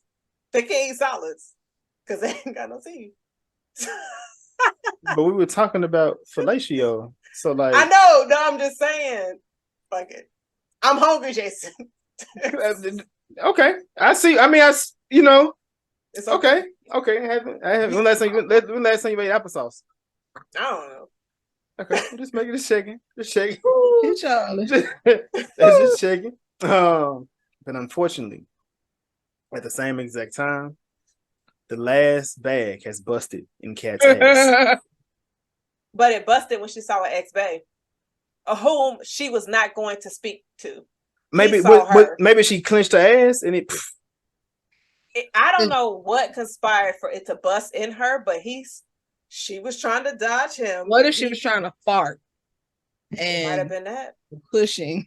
She might have had some gas. It happens. Either way, it busted at the wrong time, and she ain't had no dick because she's not fucking her fiance. Krista had to get that off. She had to get that off. Definitely pulling that scene. Definitely pulling that. Why am I saying you're back, Krista? I'm just laughing. This nigga here, man. This nigga here. And then is this a violation? Because this man was just doing a whole bunch of extra talking that I just feel like that'd be a problem. Do you think that's cheating? What's that? Are you talking about the scene where I'm not. Yeah, I'm referring to before they even got there. He comes up to her. He talking in her ear. Telling people. You remember that time we was driving in the car in the block, and that's he was definitely trying to do that. But that's why you just act like you don't see them in public, so you can avoid that entire exchange. I mean, he clearly didn't give a fuck. He came up to her and it was just bro, you kind of wild. Why are you even telling our business out loud? People can assume or people can figure but don't just be, you know what I'm saying? Unless it's, you know what I'm saying? If we in a relationship, we virgins. We waiting for Jesus to come back. We ain't did nothing. Don't be, you know what I'm saying? Don't put it out there. We gotta agree to the fucking. Leave room for Jesus. Thank you.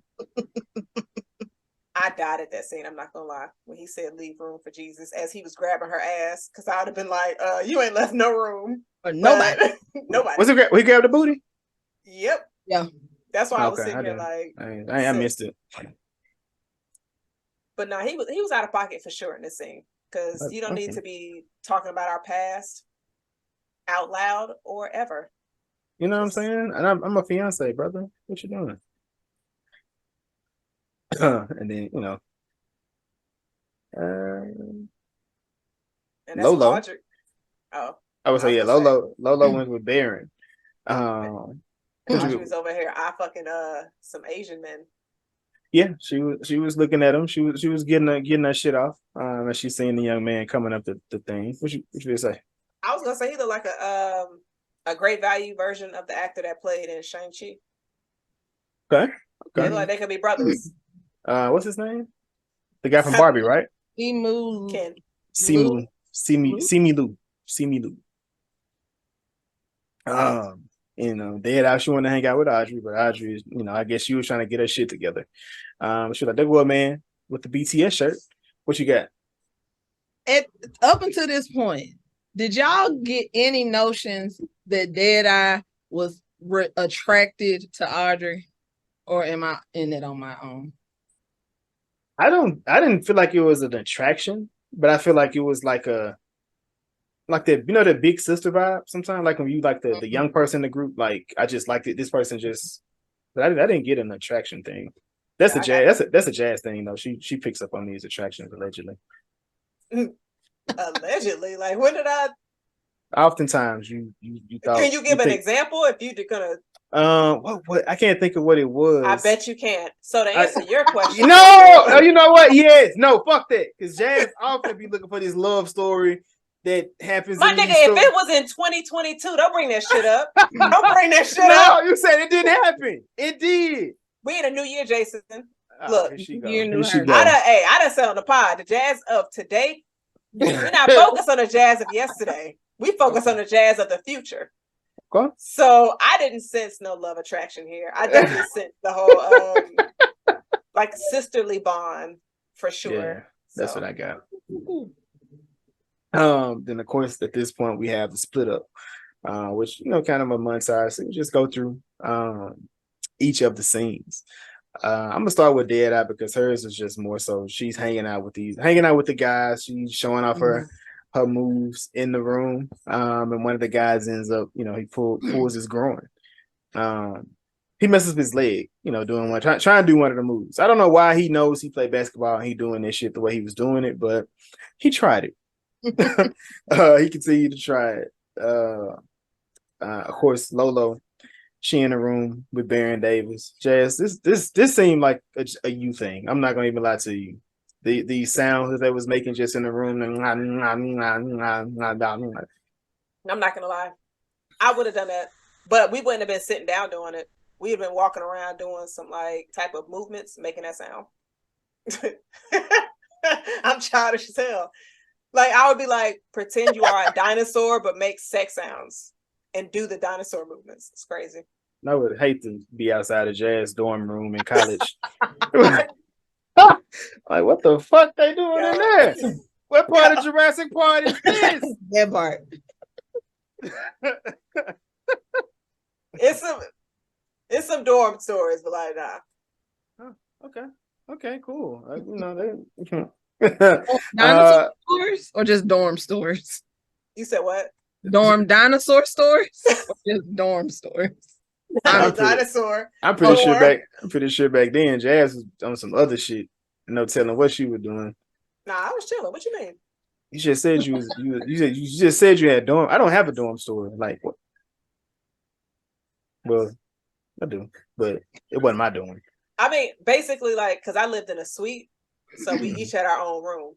So it would to the point to where it's just like, if you hear something crazy, if it's serious, we had like a safe word. If you hear me say this out loud, call the cops. Wait a minute. Wait. Wait a minute. Call the cops. Hey, who? Somebody's a roommate? Your roommate? No, I'm just saying because like, because we was silly. Like we could be joking, play fighting, and all of that other stuff. So it might sound like it escalated to something crazy, but it's not. We just playing. So who was the safe word for? The person you was playing with, or somebody else in the room? The person sharing the room. So that was like next door. So if I did like a big, know it was serious, right? Yeah. So if you hear like a big thump, it's just like you ain't hear the safe word, and it's just like, oh, them niggas in there playing. So it'd be knock on wood, pop. Jazz made it out, okay. But goddamn it, what if Jazz didn't make it? and she never the roommate never heard the safe word. You'd be like, I mean, I was in here having fun. I never heard a thing. She been dead for 2 weeks. What you thought was happening? Ooh wee. All right, 2 weeks is a bit extreme. Like, Care about me. Yo, Go listen to you listen to Sisters Who Kill podcast. that's a fire podcast. You know what be going on with these people. Nah, that's true. Because the latest story, not trying to plug it, but that shit was wild. I was listening to, it was one that was playing this lady. She killed her husband, and she said the daughter came in the room as she was trying to hide Jason, them. that's the episode. Jason, that's the same episode. And she just told her family like it was just like she hit a dog on the road and just kept moving. She like, yeah, I killed that nigga. And I hit the body. I couldn't move. The body was too heavy, so I chopped it up. And then and tell why the daughter come in the room at the same time, bitch. Bitch. She was out there with them searching for this man. You know what? I was, yeah, that's crazy. Yeah, but yeah, this is not a plug. But it's not. The Sisters Who Kill. They doing a pretty good job over there with those stories, man. We catching up with Kat. So Kat, she with the insecure dude in the room. You know, she's on the she said once Coke get in her system, she gets horny. So she's on the bike and she's doing everything she can to, try to control this feeling, this urge that she has in her. I don't know, she was in the open leg machine, she was kind of going crazy. As she was sitting on it, and then she eventually. All right, Jason, we get it. Nobody listening will understand, but those watching is like, yo, what is he doing? I'm explaining it, so they understand. Can you hear my hands clapping or something? No, I don't think so, right? All right, you could just see them moving. So her legs is on the machine. She's pressing it. I don't know what this was doing. Maybe it was giving her the pressure, some kind of stimulation somewhere. I don't know, but she pulls a muscle. He pulls out, this massage gun. Have y'all ever used that before? I've seen it, but I haven't used it. You got one? I do. Oh, okay. So he giving her the little massage. I'm assuming I don't know if it was her glutes he was working on, her thighs. Either way, he ain't no masseuse, and she ain't, she's engaged. That was a little inappropriate, but But it wasn't any kind of cheating. She was in pain. Jazz. She told that man to take a basketball. Jazz, if you was basketball between her legs. If you I ain't say okay, so it was fit. All right, so when the basketball got involved, then the basketball may have been okay. He was straight. He was straight holding her up against her, getting it. He was making sure she was planted in a spot to where it was helping, and he saw it was helping her. It was helping her, all right. It was hitting all them spots. Look, she been engaged for 2 years. I thought she was gonna fuck him. It was 3. I ain't gonna lie. I was rooting for her to go ahead and fuck him. Ooh, I'm thinking, especially when he took his ponytail off. I said, shit. That makes me think of a movie. This is going back to a previous scene. Talking about the person cheated. Hall Pass. In Hall Pass, when Jason Sudeikis was in his car and his wife didn't want to have sex with him, and he was masturbating in his car, and the police pulled up and seen it, and then the whole town comes out and watches him do it until he finishes, and he goes and they take him to jail. But yeah, that was hilarious. But I every time I see that scene, I forget about it, I just bust out crying laughing. But the woman in there, they got hall passes and she actually cheated, and he faked gave somebody oral sex. He just put his hands on there and made mouth sounds. But yeah, so I guess this felt so good to her that she wanted to return the favor. I would have put an elbow drop on her head, because why would you put that on my balls? She was aggressive with it. I feel like she should have waited for him to consent if that's something he wanted to do. She just went right in. She was completely wrong. She was completely wrong. It was very unfortunate because his reaction was he wasn't liking it. At all. And of course, we got Miss Audrey, her catching up. Jess, what did you think of this scene with Audrey as these young men approach her at the bar? I was rooting for Audrey. I thought it was funny that somebody else approached her while she was at the bar, not the dude she had been eye fucking the entire time. But then they were all just standing there. And it seems like, because the dude that came to her first, he couldn't understand English. So I was like, did he agree to a threesome that he didn't know was a threesome? Like he's like, let me just follow them to the room. It was 2 men from the start. I think they was playing. I think they playing that over at their table and came on with it. I mean, Audrey was not upset with it. Wasn't. I mean, she seemed like she had a really good time. Oh she yeah, was no, able to take calls and everything. Yeah, I was happy for her. I like that. I like the phone call. He basically coached her to her peak, if you will. Yeah. Only problem with that was that it was just his face. I don't know what he saw. At first, I was just like, okay, maybe she didn't turn her video on, because I was like, there's no way you have your video on with your boss and you got a man behind you and Right behind covering up, like, and you riding another one. Right. I was like, damn, Audrey. And who is the dude on the bottom? Somebody, who the fuck is bitch? Why are you worried about that? You here now, nigga? Finish. He wanted to feel important through the whole thing. Thought a third was coming. That's not how that works. A third one. That'd be wild. And I'm trying to figure out how they was in between her legs, just going like that. How they was going. Like how does they couldn't. I don't know how this works. I've never been a part of this type of thing, but I just don't see how they. I'm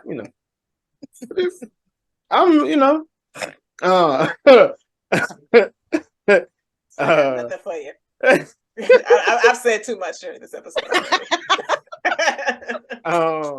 But of course, they come back together. Everybody feeling good. Everybody, they relax. They kicking it. They getting sugar for their tea or coffee, whatever they was drinking. I think Kate was pulling a grab it. That's what I said. She ate the dance. What's called? She did. She ate a cube. Andrea. She ate a cube, but then of course Baron Davis come down, and let them know, that they messed up their whole team, from a concussion to a pulled groin, to a messed up leg, a whole bunch of shit. Just a whole bunch of shit. Himself. Like they're the only 5 people on the team.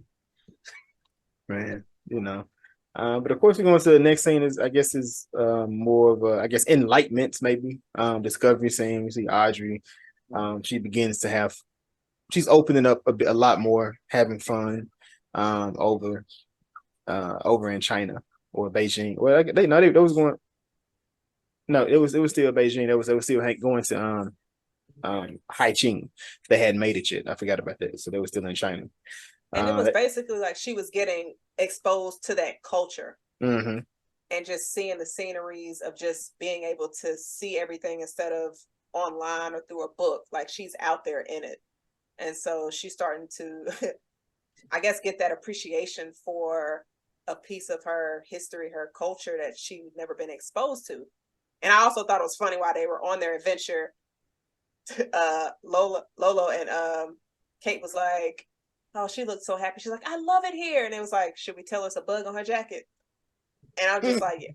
And the beetle was huge as shit. Like when she reacted, I thought that was just so funny. This movie was fun. It was cute. It was really cute. I agree. I was enjoying that. They make it to Lolo's family house. And you just see the big family environment, everybody showing love. They got, different things on, but of course they were kind of making jokes of Audrey because unfortunately she couldn't go within the conversation. And this is when they call back about her looking a little different, looking more like, looking a bit different from what she expected. And then we got this scene, I guess the background scene of Deadeye. Krista, what did you think about Deadeye? I guess unveiling herself when she was playing cards with the boy, and then her and Audrey was speaking. Now that scene kind of hurt my feelings a little bit. If there was a moment where I was like, oh, it was that one, because I felt like her before, like a little weirdo out here in the world. But it's okay because she's dope. Yeah, yeah, it does. It does. And I love she said, K-pops.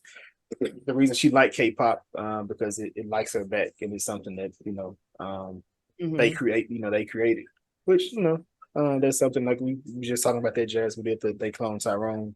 She said it's a community. And she said she got friends, but they only online. She's never met them. And then Audrey like, we friends, and she was like, yeah, but when we go back home, we gonna hang out. Like, don't just say some shit just because. Like, is it really gonna actually happen? And she started asking her what kind of music she listened to, and she was running through a whole bunch of pop shit. She was like, hell nah, I don't fuck with that. She was like, I fuck with Cardi B though. And I was like, yeah, I fuck with that. I fuck Cardi B as well. Let me see. Oh shit. So next morning they fit to get ready to go to the adoption agency. That they went through, and Audrey still going over. She was just still wondering how different her life would be if she was actually raised in China, and she wasn't in America having to try to live a perfect life. And she put on a dress that the grandma gave to her. And she was like, that's the dress that I wore when the love of my life deflowered me. And she was like, oh, grandpa. You're like, nah. She just that was just the end of it. I'm saying, like, so it's some nut on this dress. Like, that was my thoughts. I'm just like, I immediately thought of the Monica Lewinsky dress, but she never watched that. So I'm just like, did the grandma watch this? Because if you fucked in it, you probably got. Actually, no. Why? Like, what kind of? I would think you went on a full-on adventure if somebody deflowered you in a dress. She probably was like, I lost my virginity. Like, I'm not washing none of this. And she let somebody else wear that to an event. So let me ask you. So the clothes that you lost your virginity in, Jazz, do you have nut in them? God. Yeah, you see how crazy that sounds? Did you go on an adventure that day? How about that? Did I? Yeah. It was an adventure, Jason. It was an adventure in February. Okay. What about you, Crystal? Do you still have the dress or clothes that you were deflowered? Still have it? I mean, no, I don't. What are secretions on them? Like, what did you get secretions on them? I'm trying to. No, I did not. It's somebody out there that still has that outfit together, and they haven't washed it. I don't even know what I wore the day I lost my virginity. Also that. It wasn't an adventure neither. I was just trying to get rid of that shit. That's it. That was the goal. As if it's like a bomb or something, like about to explode. Like, nigga, what? I'm trying to get rid of it. I was the bomb. I needed to explode. Get that off me. But yeah. But obviously the grandmother saved the dress because that's the dress she got deflowered in. She remembers that's what that is. And she probably never washed it. Probably not. So for those who know of their grandparents, I don't know, how familiar y'all are.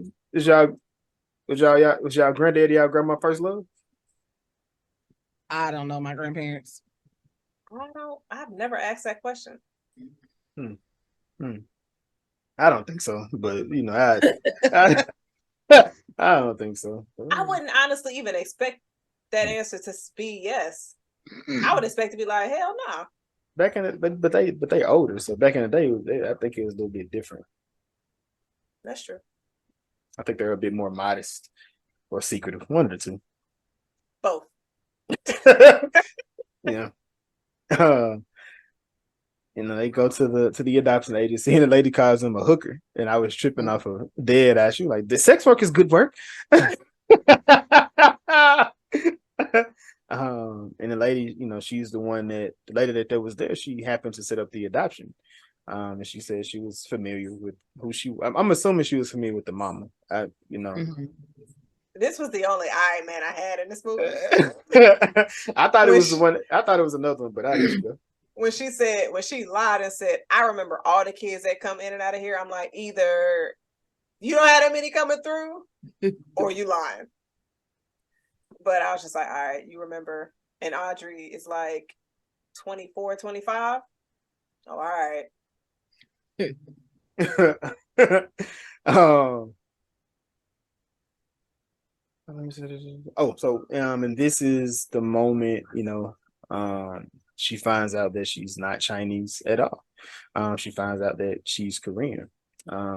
So it was just interesting to see. Like, she was so devastated. Like, I didn't know if the way it made it seem, and I would love to speak with someone of the culture of the movie, because I wonder what their experience was. Because I've we've had a great summer as Black people in the theaters. I've not everything I've seen outside the Little Mermaid. I've been like, it's dope to see a Black mermaid, but outside of that, the other shit I've been like, oh, they're touched. They're really speaking to me with it's super familiar. Blackening, They Clone Tyrone. It's something else that came out. Like, it made me think. As long as you don't say talk to me, because I'm be like, Jason, No. Oh no. Oh no. No. That talks to a different spirit. I had to put on some gospel music when I left that theater. But no, it was just, you know what I'm saying? Like, you get what I'm saying? Like, I'm curious, how their like people from their culture would feel, how they felt about this movie. You couldn't relate to the Little Mermaid? Fuck no. Hell no. Right.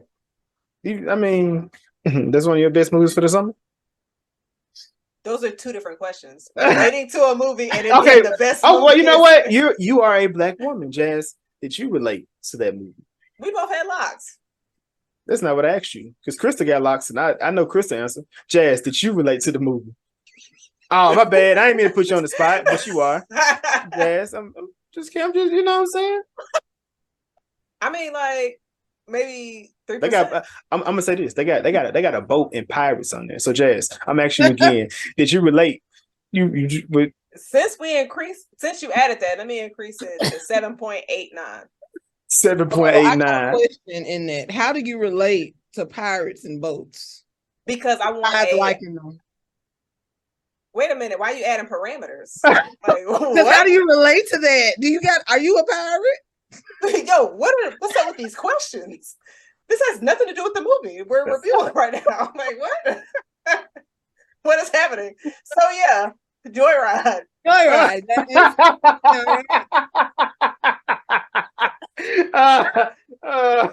Oh shit. Y'all funny. Let me see. Lost his place. No, I didn't. And then it was, they make it. What? Did he freeze? I froze? No, I didn't freeze. Nigga, that's you. You froze. It was me. Yeah, look at this nigga here, man. But they make it back to the actual family, and they was like, I knew it. I knew she was Korean. But at least at least it isn't, Japanese. And I was just like, whoa, what was there a shot there, or what's going on there? And I was trying to relate that back to Black people. Like, what would that be for us? What you mean? At least you not, you know what I'm saying? Nah, you ain't catching me. I got one for Hispanics. I'm not Hispanic, but I got one. All right, so we're gonna keep it moving, because what the fuck? My old coworker told me this. That's what I'm saying. Like, it came from Hispanic. I asked her a question and she was like, never mind. Look. I just asked her a very innocent question, and she said, "Do I look?" I got you. I get it. I get it. Because I feel like you keep trying to go back into it. I feel like you keep trying. You're trying. Not you that. need a little each time. Like she playing a jump rope. Like, Jason, double dutch. Am I gonna jump in? Because I'll be done fail. That's what we trying to stop you from doing, and you still doing it. I don't know. Is there one for Black people that y'all feel comfortable? I mean, maybe you may like, maybe, at least I'm not mixed. That's something I can think of, like, in that. Oh, but I don't know. But then again, I don't know. I don't think so. Mm-hmm. Yeah, I don't know. I don't think it is. So, then they started trying to think. she decides to just go to Korea to find her mama to take her to the party, which was wild as hell. But I mean, they did have enough information to do it, and of course they try to use the K-pop idea. They try to use the K-pop idea, and they go to the airport. They set the whole gig up. They dressed up. They said the people was gonna set a party up when they get there. Of course, they pull up. I guess good timing. They pull up as she's getting upset in this situation. They help try to get them across this. But I feel like they would have been flapped, thrown in jail, and some more shit. They tried this for real. Oh, sure. Because where all those people come from? Just pull up on the tarmac. Onto the exactly. What? They probably got a text like, "Yo, y'all going through? Like, jump in this mysterious car so we can go to this tarmac, like, and just dancing." Like that's wild. And they begin to sing. They have their little dance number. It wasn't giving pitch perfect, but they had a little moment. When they was doing their little. So how did y'all feel about this K-pop rendition of WAP?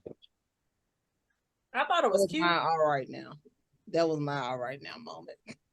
It was. I was gonna ask between Krista, have you seen Barbie? Mm-mm. Damn. I was gonna ask between the dance number in there or this one. So Jason. Oh, easily Barbie. I enjoyed that with the cans. Okay. Yeah, Barbie. I like Barbie. Which I slick thought Kat was gonna be in this movie. Like I thought there was like a little slick promo for it when they said she was a Greta Gerwig at the end. But she was not. Oh yeah. That would have been dope if she was though. So they doing this dance, and then you see, like looking back, you see the one of them step on the back of her dress as it happens, and then it opens up, and then we see what the tattoo is. She got a little red devil tatted on her vagina, but it goes inside the vagina, which is just wild. Like what was she doing to make her think that was just like an okay tattoo to get? And where did she go to get it? Why is that on the menu? That's all I'm like. There's a lot of questions about surrounding that tattoo. How would you fix that tattoo? She can't because she's tried lasers. Probably cover it up with you something. You have to cover it, but it like how would you cover? Like you would have to go. I don't know. Flowers, yeah, that'll do it. Yeah, no, that was not a good tattoo. And they asked her how was it look like. You see the little lips, like the little that was hilarious. That was hilarious. And then her fiance was there, and the way he ran out, if he was doing a scene from a movie. Because he went through the crowd and then he just sped up as he got closer to the door. I was just like, all right, so he's in character right now. Yeah, the way he hit that door, man, that shit had me rolling. And it was like, so do we have another flight, another plane, another way to get to Korea? Unfortunately, not. I guess to get on a trash truck. That's just the way they was moving. It just seemed like they'd probably get arrested at some point. Like it, that too. They on the boat, she was like, man, can somebody please, that chicken got to be quiet. And Dad, I snapped the chicken head. She's very resourceful. She's something. She's something for sure. Once they make it to Korea, people just taking a lot of pictures of, Lolo. Not Lolo, taking a lot of pictures of Kat. They're taking a lot of pictures of Kat. And she was like, "You popular over here?" So she's like, "I didn't know I was."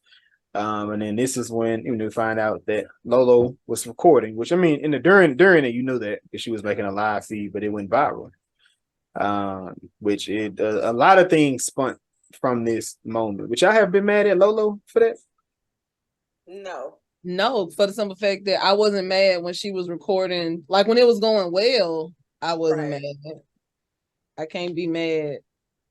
Granted, don't want my business all out there in the street, but casualty of war, I don't know. Yeah, and hypothetically, other people in the crowd were recording. It was gonna hit somebody's timeline. Somebody was. It's just Lola got the views, which could help her business, her art business later, the followers. So I mean, I guess you'll call that a bad miracle. Check out our Nope episode. 50 episodes ago. That's how you bring it back. Resurrected. Oh, like I said, she said, she's going off, and Lolo is trying to console her. And this is when, unfortunately, she finds out that her best friend is trying to head to LA. Like that was the whole thing. While her best friend is getting fired on her side. What did y'all think about this? I guess this entire scene of we finally get to the dilemma of the group, or the group dilemma comes out. Damn, everybody got quiet as hell. What happened? Y'all weren't feeling it? I was gonna wait. I was waiting for Crystal, but I think Crystal was waiting on me, so we was like, that's why that's literally why I spoke, because nobody said shit. But just edit it out, Jason. No, we're gonna leave it in because I spoke. So now we're gonna start this again. Jasmine, what happened? Well, you should have called our names last time. Shit. Well, I did it this time. What did I think about this scene? Mm-hmm. So I don't understand why Kat said anything. Like, I get she was upset with everything that happened, but I was just like, why did she even bring up Audrey moving to California? I understand she was upset, but she knew that Lolo didn't know nothing about it. So it was like the domino effect. Now Lolo's hearing this, and she's just like, we're on this entire adventure trying to help her go see her mom. And this bitch trying to move. So indirectly, Lolo was helping Audrey get to a position to where she would move to California and leave her in White Hills. And didn't even tell her. But then I'm wondering, like, would she have still been cool if Audrey told her before they even went on the trip? Like, if she would have been upfront with her, like, this is a good opportunity, something for me, like, become a partner, it's advancing my career. I don't think Lolo would have been upset if Audrey was upfront with her, because she's been in your corner the entire time. Chris, you can go ahead. I just think it was something, it needed to happen sooner rather than later. Mm-hmm. And at this point, we run out of time on the clock for the runtime of the movie. So, hey, it had to happen eventually. Do you feel like the rest of the movie was rushed in, since you said that? No. I was just saying, I knew that moment, they were going to put time to that moment because they have to be upset, then make up, blah, blah, blah. Anyway, I hate it came from Kat, but I mean, loose lips sink ships. I don't know. It'd be like that sometimes. Yep. Is that what happened with the Titanic? I think God was just trying to show them that he can take that boat back. Like that's what I feel like really happened with that situation. It's like, what? Yeah, God, he said, God himself can't destroy it. I remember they said that in the movie, and I said, "See, you going down." They definitely went down. Yep. Yeah. We going down. Yep. No. No niggas on there. So that was a band. Sorry. On the movie, not in real life. So it was. So you just then at this point we kind of. If you're really paying attention to it, Audrey was kind of self-centered anyway. Like everything was. It was all about her, for the most part. But she definitely made this situation be about her. Can I ask a question on that? Weren't they all there because of her, outside of Kat? Mm-hmm. So it was like they were there for her job, for her to get this job opportunity. So they were going on this entire adventure, even though I get Lolo's reasoning. Lolo's reasoning, like, first wasn't Audrey's job. It was for her to meet her mom. Her intentions were good, but they had two different paths. Audrey didn't. Why I keep fucking up her name? Audrey did not really care to meet her mom, or that wasn't her main focus. it was to, all right, we can go ahead, she can come through and we go get this job. It would have probably been cheaper for her just to hire somebody and tell them what you, like, train them on what they need to say at this event. She could have told that man her mama was dead. She could have, did that too. She was already lying about being fluent in Mandarin. Just keep the lie going. I would have hired a lady. Like, I'm not doing this whole train trip. I'm like, nah. Because, Lolo ain't got no money. So who's paying for her ticket, all of that moving around? Yeah. Audrey. Yeah. Audrey was definitely doing it. That was definitely doing it. But then she kind of went crazy with what she was saying to her friends, her best friends. Mm-hmm. In that moment, she called out Kat for lying. And then, Audrey kind of took up for it, like, it's her business. Like, if that's what she wants to do, that's what, she wants to do. But I do hear people say they're a good friend, you want to allow people to do whatever. But ultimately, they gonna live their life the way they want to live it. Whether you want to be involved with it or not, that's up to you. And then she kind of told Lolo, if we didn't grow up as the only two Asian girls in town, we would have never been friends no way. And that's where I guess they, Dead Eye walks out with her bearing the cup and she drops him right on cue. And unfortunately, go ahead.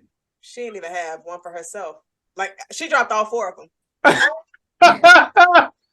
So I'm like, so you can't even taste any of those. And they look good. And I'm like, why are you dropping shit out of shock? And ain't nothing being thrown at you. You just roll up on a conversation. It's the awkwardness. I know. I'm like, you could have easily put that on the tray. Table or something. And then they make it. Audrey, unfortunately, has to continue this journey on her own. And she finds out her mama has passed away. What you gonna say? So before the person even told her that her mother was dead or passed away, I knew when I saw the document. Because it had that. Damn, you can read that? It had the red stamp on top of it. You don't need to know deceased. It's in red. So it, like, you look at certain papers, even ours over here say deceased at the top. They ain't in the game no more if you got a red mark at the top. They're not in the game no more. What the fuck is wrong with you? The game of life. That's all it is. But, like, no, I'm just saying, like, a red anything at the top of a paper is normally represents something not good. So I was just think it's confidential. I didn't think. I mean, I get where you're coming from. I didn't think about it like at all in there, but I'm not mad at that at all. Now this was like. Mad? I remember. Come on, man. I think this here, man. Hey, don't start with me. Don't start with me. They go and visit the grave.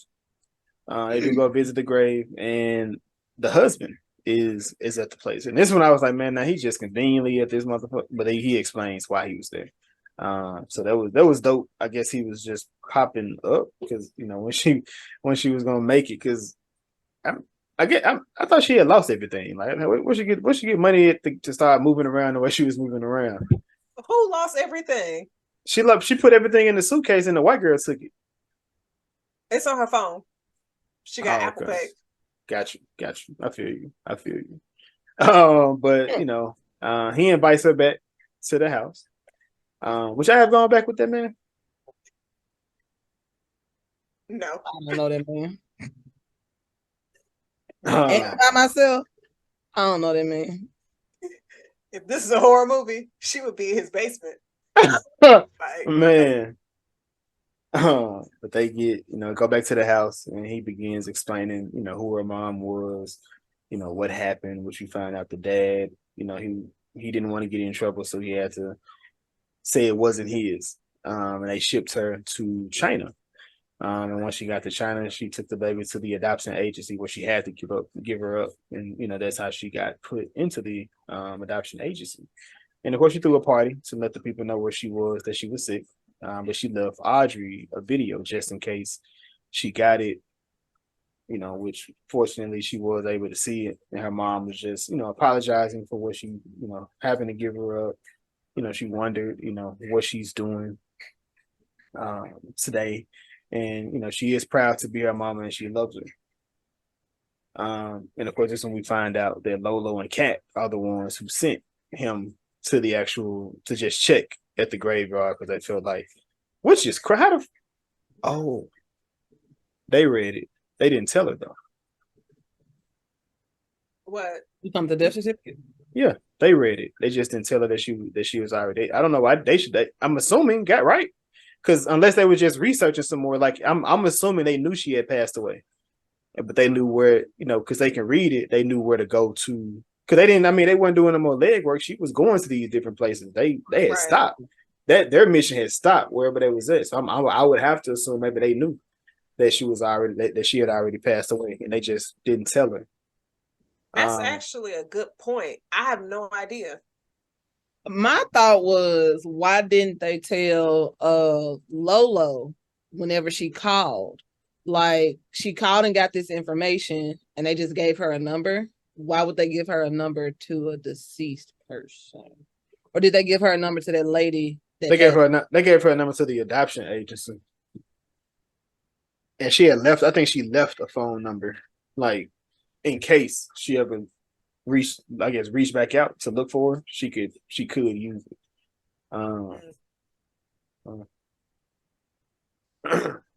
That's a really good question.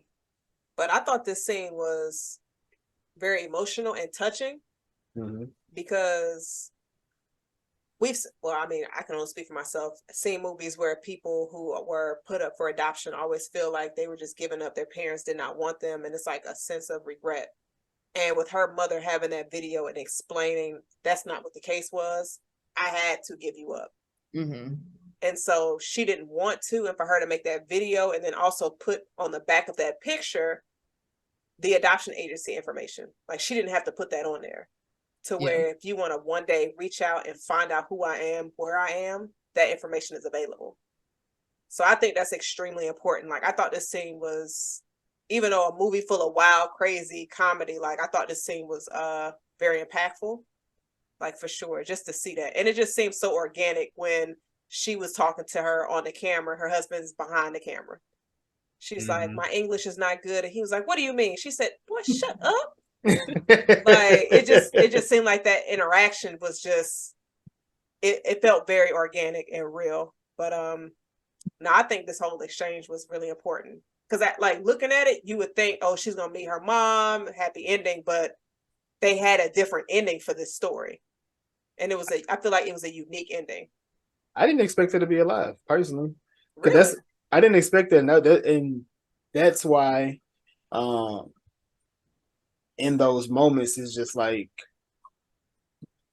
I don't know, to a certain extent it's like you want to find out, but then that's why I'm like, if you didn't know what you want to know in that situation, because like you just never know what the situation is, and oftentimes even having your parents, it's like, what made you make that decision? Like what made you think that was okay to do what you did?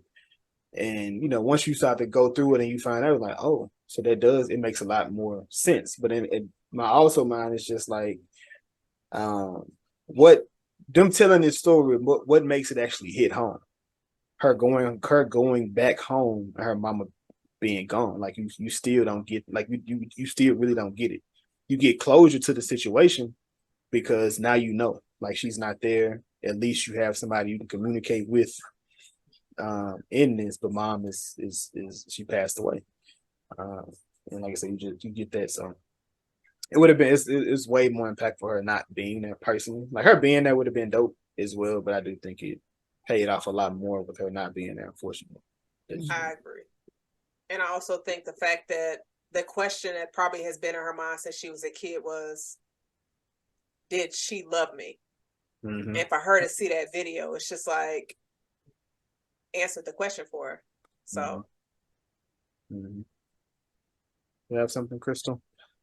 I do not. It was a cute little scene. Got you. I know. Wait, I lied. Y'all didn't expect the mama, but I did. I thought she was gonna get the job secured, and I thought they were just gonna turn up at the end at the party. Yeah, that's how I thought it was gonna end. with the boss. Mm-hmm. Yeah, nah. I mean, the journey that she went on was, I mean, I like that journey a lot better.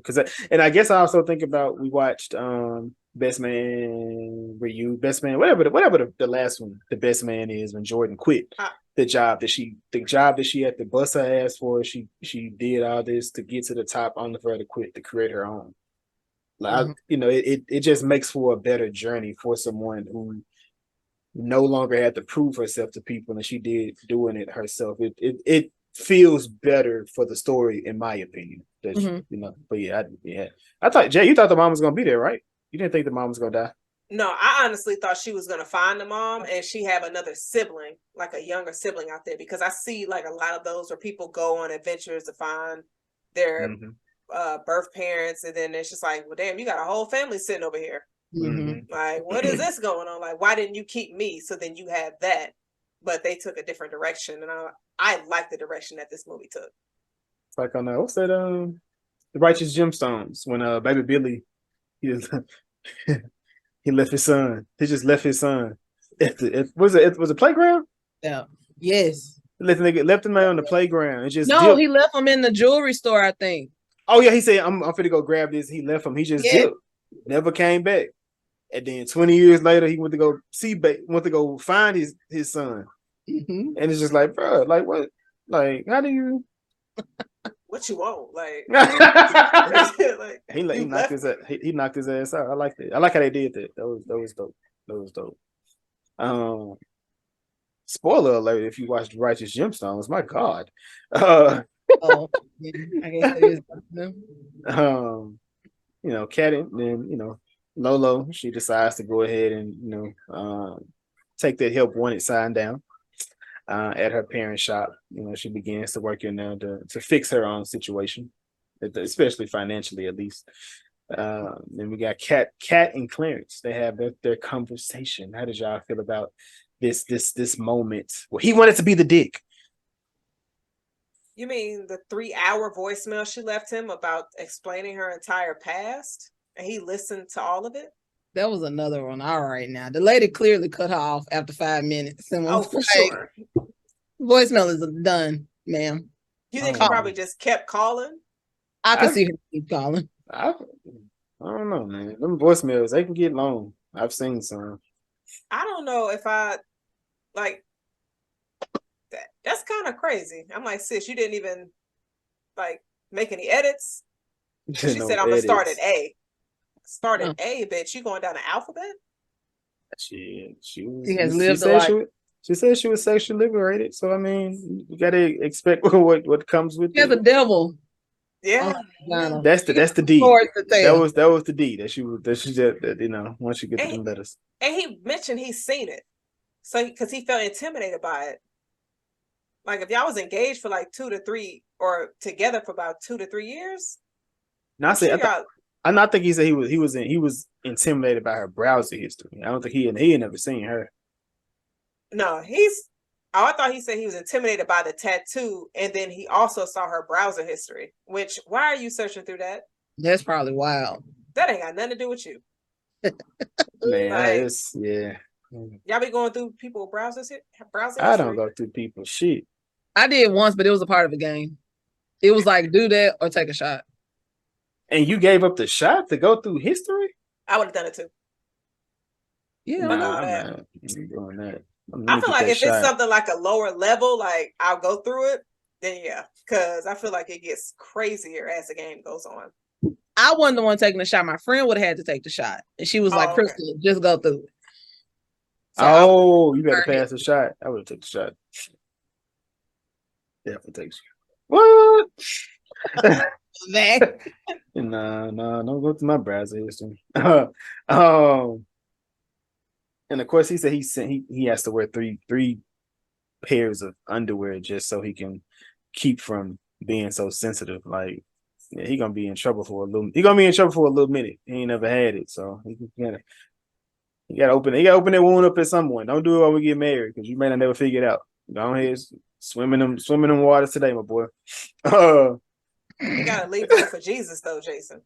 No, we done with Jesus. The Jesus talk at least. We're gonna keep Jesus in this bedroom but we need to get this room. We need to get this started. What? They're not defiling their You've never prayed before. We I told you, you gotta leave the Bible stuff alone. Talking to Jazz, man, she be tripping. Who, me? I'm a Bible thumper. What you mean? Yo, that's crazy because y'all did exactly what Lolo and Audrey did to Kat when she was saying she's spiritual. When she was introducing to her fiance. Oh, yeah. But she was lying. We knew that. We knew she was lying. She did too. She did too. They make it back, well, not Audrey makes it back to the restaurant. She's looking to make apologies to the people. She just said hello to Dead Eye. Dead Eye, like, oh fuck it, you had me a hello. But she's eating Ruffles with chopsticks. I feel like it was something else I watched. Somebody was eating hot Cheetos with a chopstick. Yeah, Lola was doing that at the beginning of the movie. Nah, something else. There's something else I seen somebody doing that too. That was like it's cleaner for your fingers. Mm-hmm. You just eat them with the chopsticks. Y'all know how to use chopsticks? I do. I do. Obviously I'm not cultured enough. And what did you think about this apology monologue that Audrey gave to Lolo? Don't do that shit while I'm on the clock. I mean, she can get fired. Nah, she seemed like she was the only server on the floor too. Nah, going through it. Right. Not fool. I gotta go get their order, refill their drinks. But she basically took accountability and just saying that she took Lolo for granted. So I think when you have like an argument with a close friend, when you're able to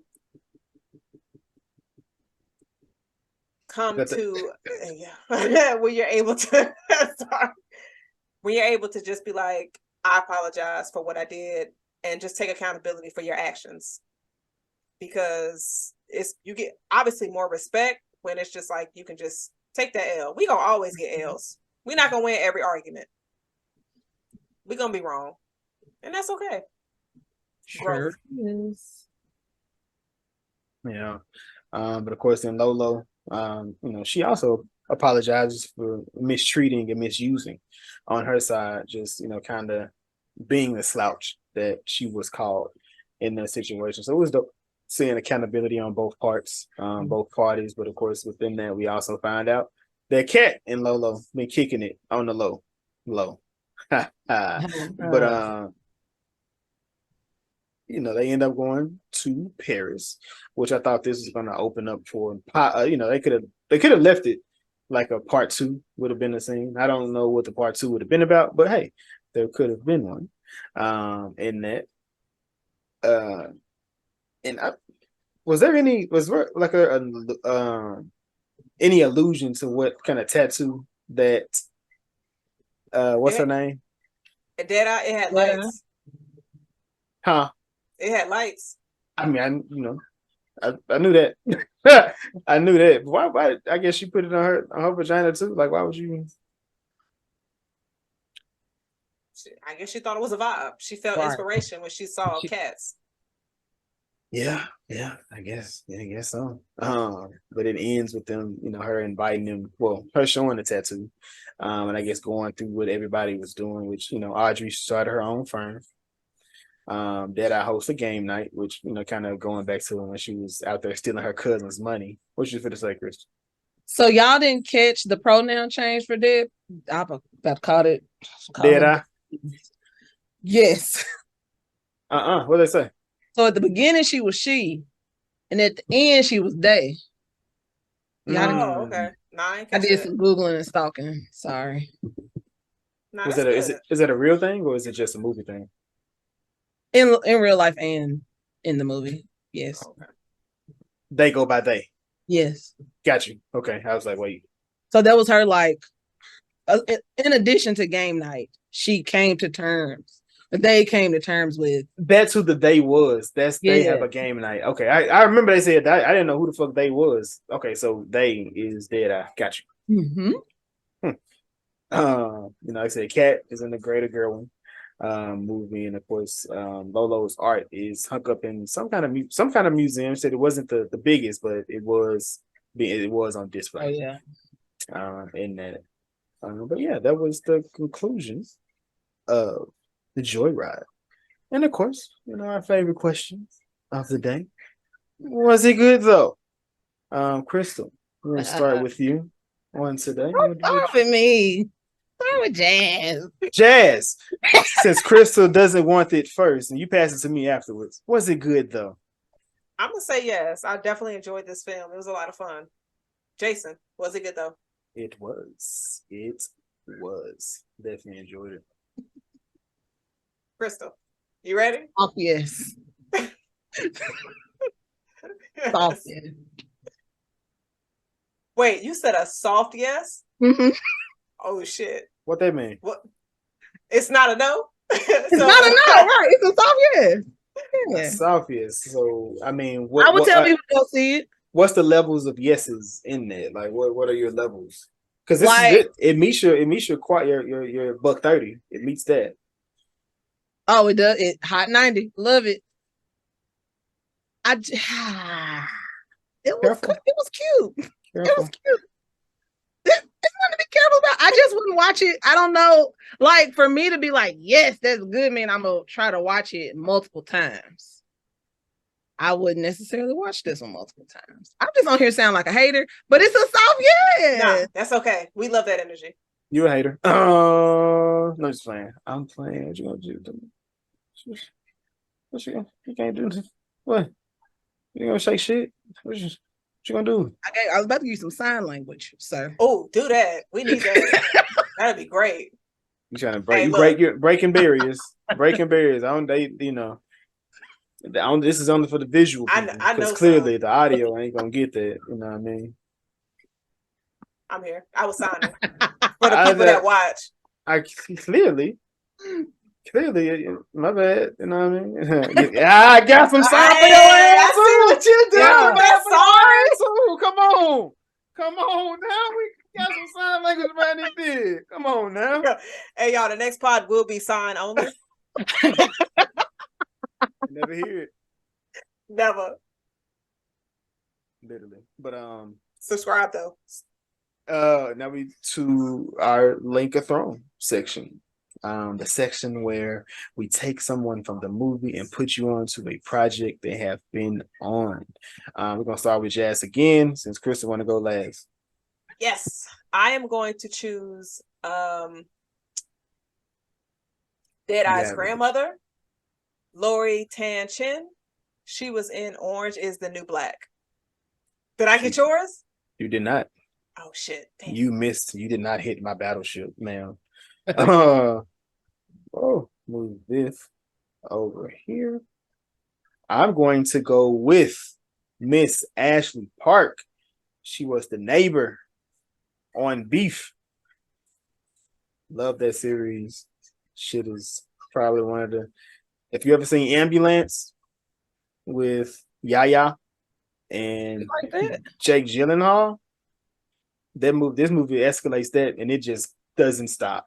Like that movie there is just like doom, doom, doom, doom, doom. You just every moment you were just like, are you bitches gonna stop at some point?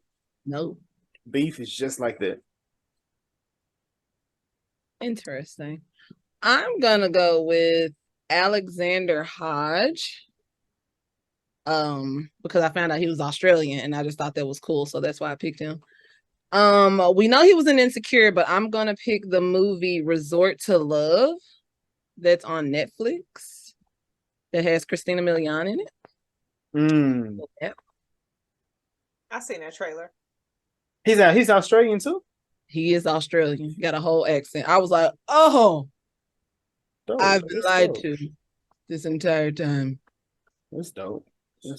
I know that other guy was from Megan, so it was dope seeing him again. What other guy? Lynn, the boss. The boss. He was the boss on Megan as well, who tried to get them to push the doll out. His character seemed the same. It seemed like the same person, but just in two different environments. He just walked out the set and went to the next one. That's it. Let me go over here across the street. Now, did you guys have any other comments, questions, concerns, or anything with the movie that you wanted to address? I really liked Audrey's purple hair when she was in her K-pop costume. That's it. It was nice. It was. Looking at it now, you're right. You're right. I enjoyed that. I enjoyed that. She looked nice. She looked nice. I got nothing else to add.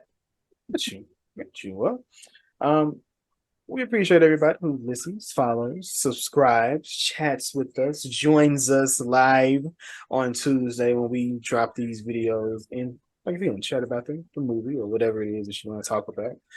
We do have a podcast community on Discord where again we're not gonna get to every movie that comes out, but we often see most of the movies that come out, at least me.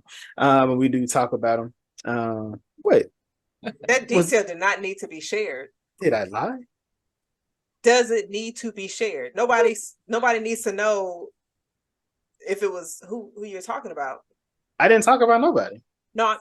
Oh, here you go. Oh, we watch a lot. Well, at least I do. Like, I do. Jason, certain Okay, facts yeah, just because you got them don't mean everybody else got to have them. Okay. All right. I didn't say, it's okay. It's okay. It's okay. It's right here. We've been going back and forth all day. Like, no, I'm not gonna do it. So we here, like you had to edit a lot anyway. yeah, fuck this. Fuck that. Oh, this was what 61. That's fine. I know that. I got it on my notes. I lost my train of thought. Anyway, this is the Was It Good Though podcast. I am one of your hosts. I am Jason, of course. I'm here with my co-host Jazz, Miss Crystal. Did you have anything that you wanted to promote, push, or talk about on today? No. Gotcha. Let the people know where to find you, ma'am. At Happy and Nappy, 2 N's _ I'll say that clearly. At Happy and Nappy _. Happy in. That's the letter, not the and. Got you. Happy and Nappy. But again, this was It Good Though podcast, episode 61, Joyride. Y'all have a nice one. Y'all have a joyful ride. Cheers.